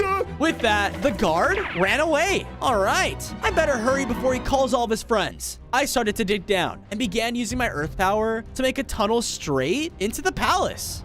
On days 74 to 77, I was able to dig straight into the palace's main hall. Man, this place is huge. Where could that Ice Bat King be? Oh, what do we have here? I turned around and saw the Ice Witch coming into the room. Hi, I was just looking for the bathroom. There's no use lying to me, Worm. I know why you're here. The Bat King. I'll tell you now, you have no chance. You'll never take him away from me. Before I could react, the Ice Witch began to shoot me with her frost magic. Because I was still covered in water, I was completely frozen. Well, that was easier than I expected. I used my fire element, which thawed myself out, and I was able to blast back at her. Now we're talking. The witch and I started trading blows as I did my best to avoid her hits. I looked up and saw that there was a huge icicle right above her. Hey, look, a popsicle. What? I thought I ate the last one yesterday. While she was distracted, I shot a lightning bolt at the ceiling, making it fall down and crash onto her. Ha! Take that! You may have gotten me, but it's too late for the Bat King. No! Hold on! I'm coming!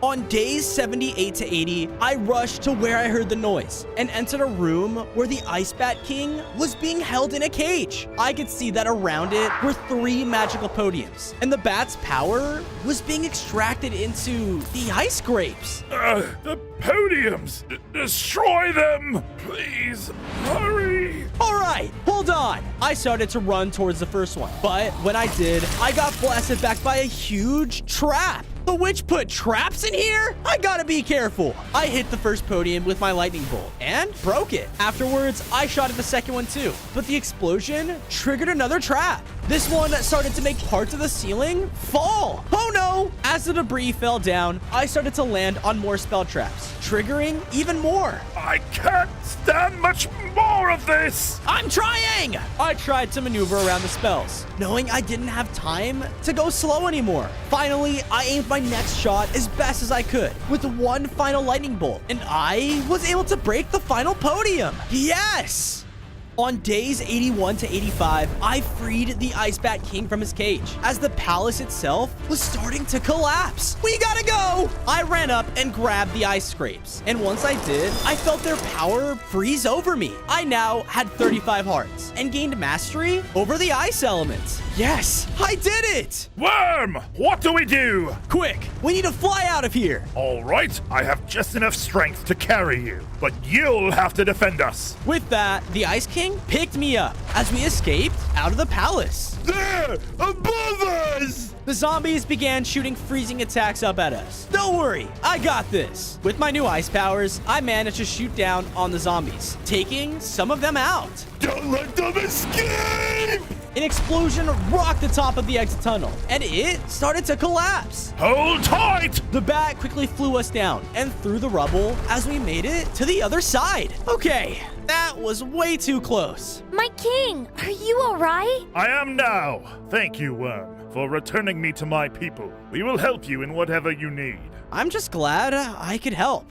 On days 86 to 90, I was returning to my base with the ice bats when we suddenly heard a loud screech from above us all. The Owlbear's men.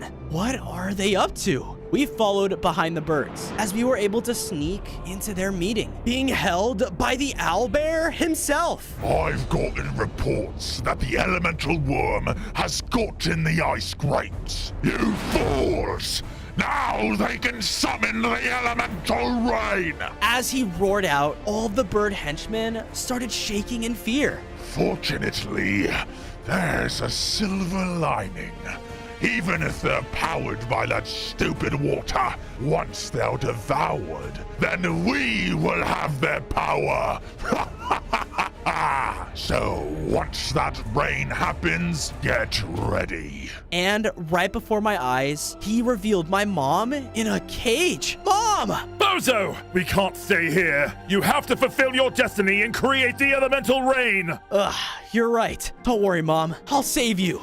On days 91 to 94, I returned to my base with the ice bats. I made sure to build them up a nice ice cave home to remind themselves of their old one. I hope you like it. It's perfect, Bozo. Thank you. With that, I then gathered all my friends and other elemental worms together around the ingredients table. Everyone, the owlbear is waiting for us to summon the elemental rain. We need to be ready. If we work together, we can finally stop him once and for all, and we won't just be food for him. Who's with me? With that, everyone in my base started to cheer. I then added the ice grapes to the ingredient table, which caused the elemental fruits all to join together. Once they did, they flew up into the sky, which caused the elemental rain to start. I feel so powerful! As my people were touched by it, they began to fully transform and become the strongest elemental worms ever. Yes! With the elements on our side, we can charge straight to the owlbear's base and end this once and for all. We're with you, Fozo. Let's make those bird brains pay.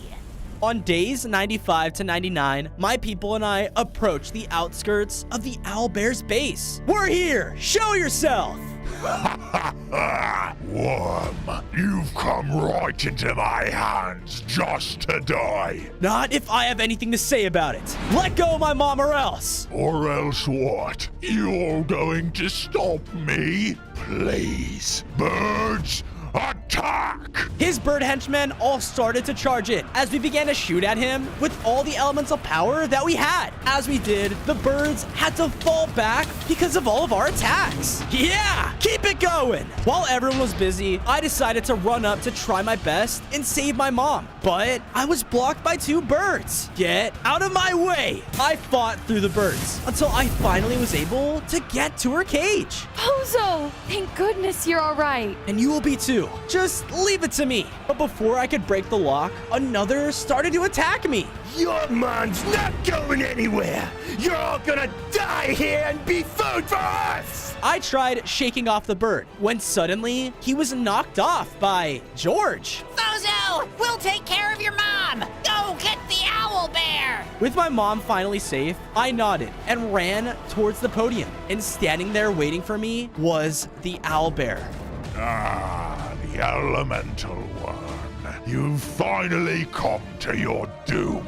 You'll regret ever trying to stop me. You're worms. You're supposed to be eaten. Not if I have anything to say about it. The owlbear gave a huge roar and started charging right towards me. Before he could attack though, I blasted the ground with ice, causing the bear to slip around. I followed up with all the elemental attacks I could, keeping my distance from his powerful claws. But he just pushed through and landed a huge slash on me. Yeah! I tried to counter him with my earth attack to slam him back and was putting up a fight. I'm not as weak as I once was. This is over. No, never. I won't stop eating your kind until there's nothing left. Roar! The owlbear let out another huge roar, which shook the ground from its power. He was about to slash into me with one final attack, but I planned mine and called down an enormous lightning bolt right on top of him. With its impact, I finally was able to take him down for good. And with him defeated, my kind can finally live in peace.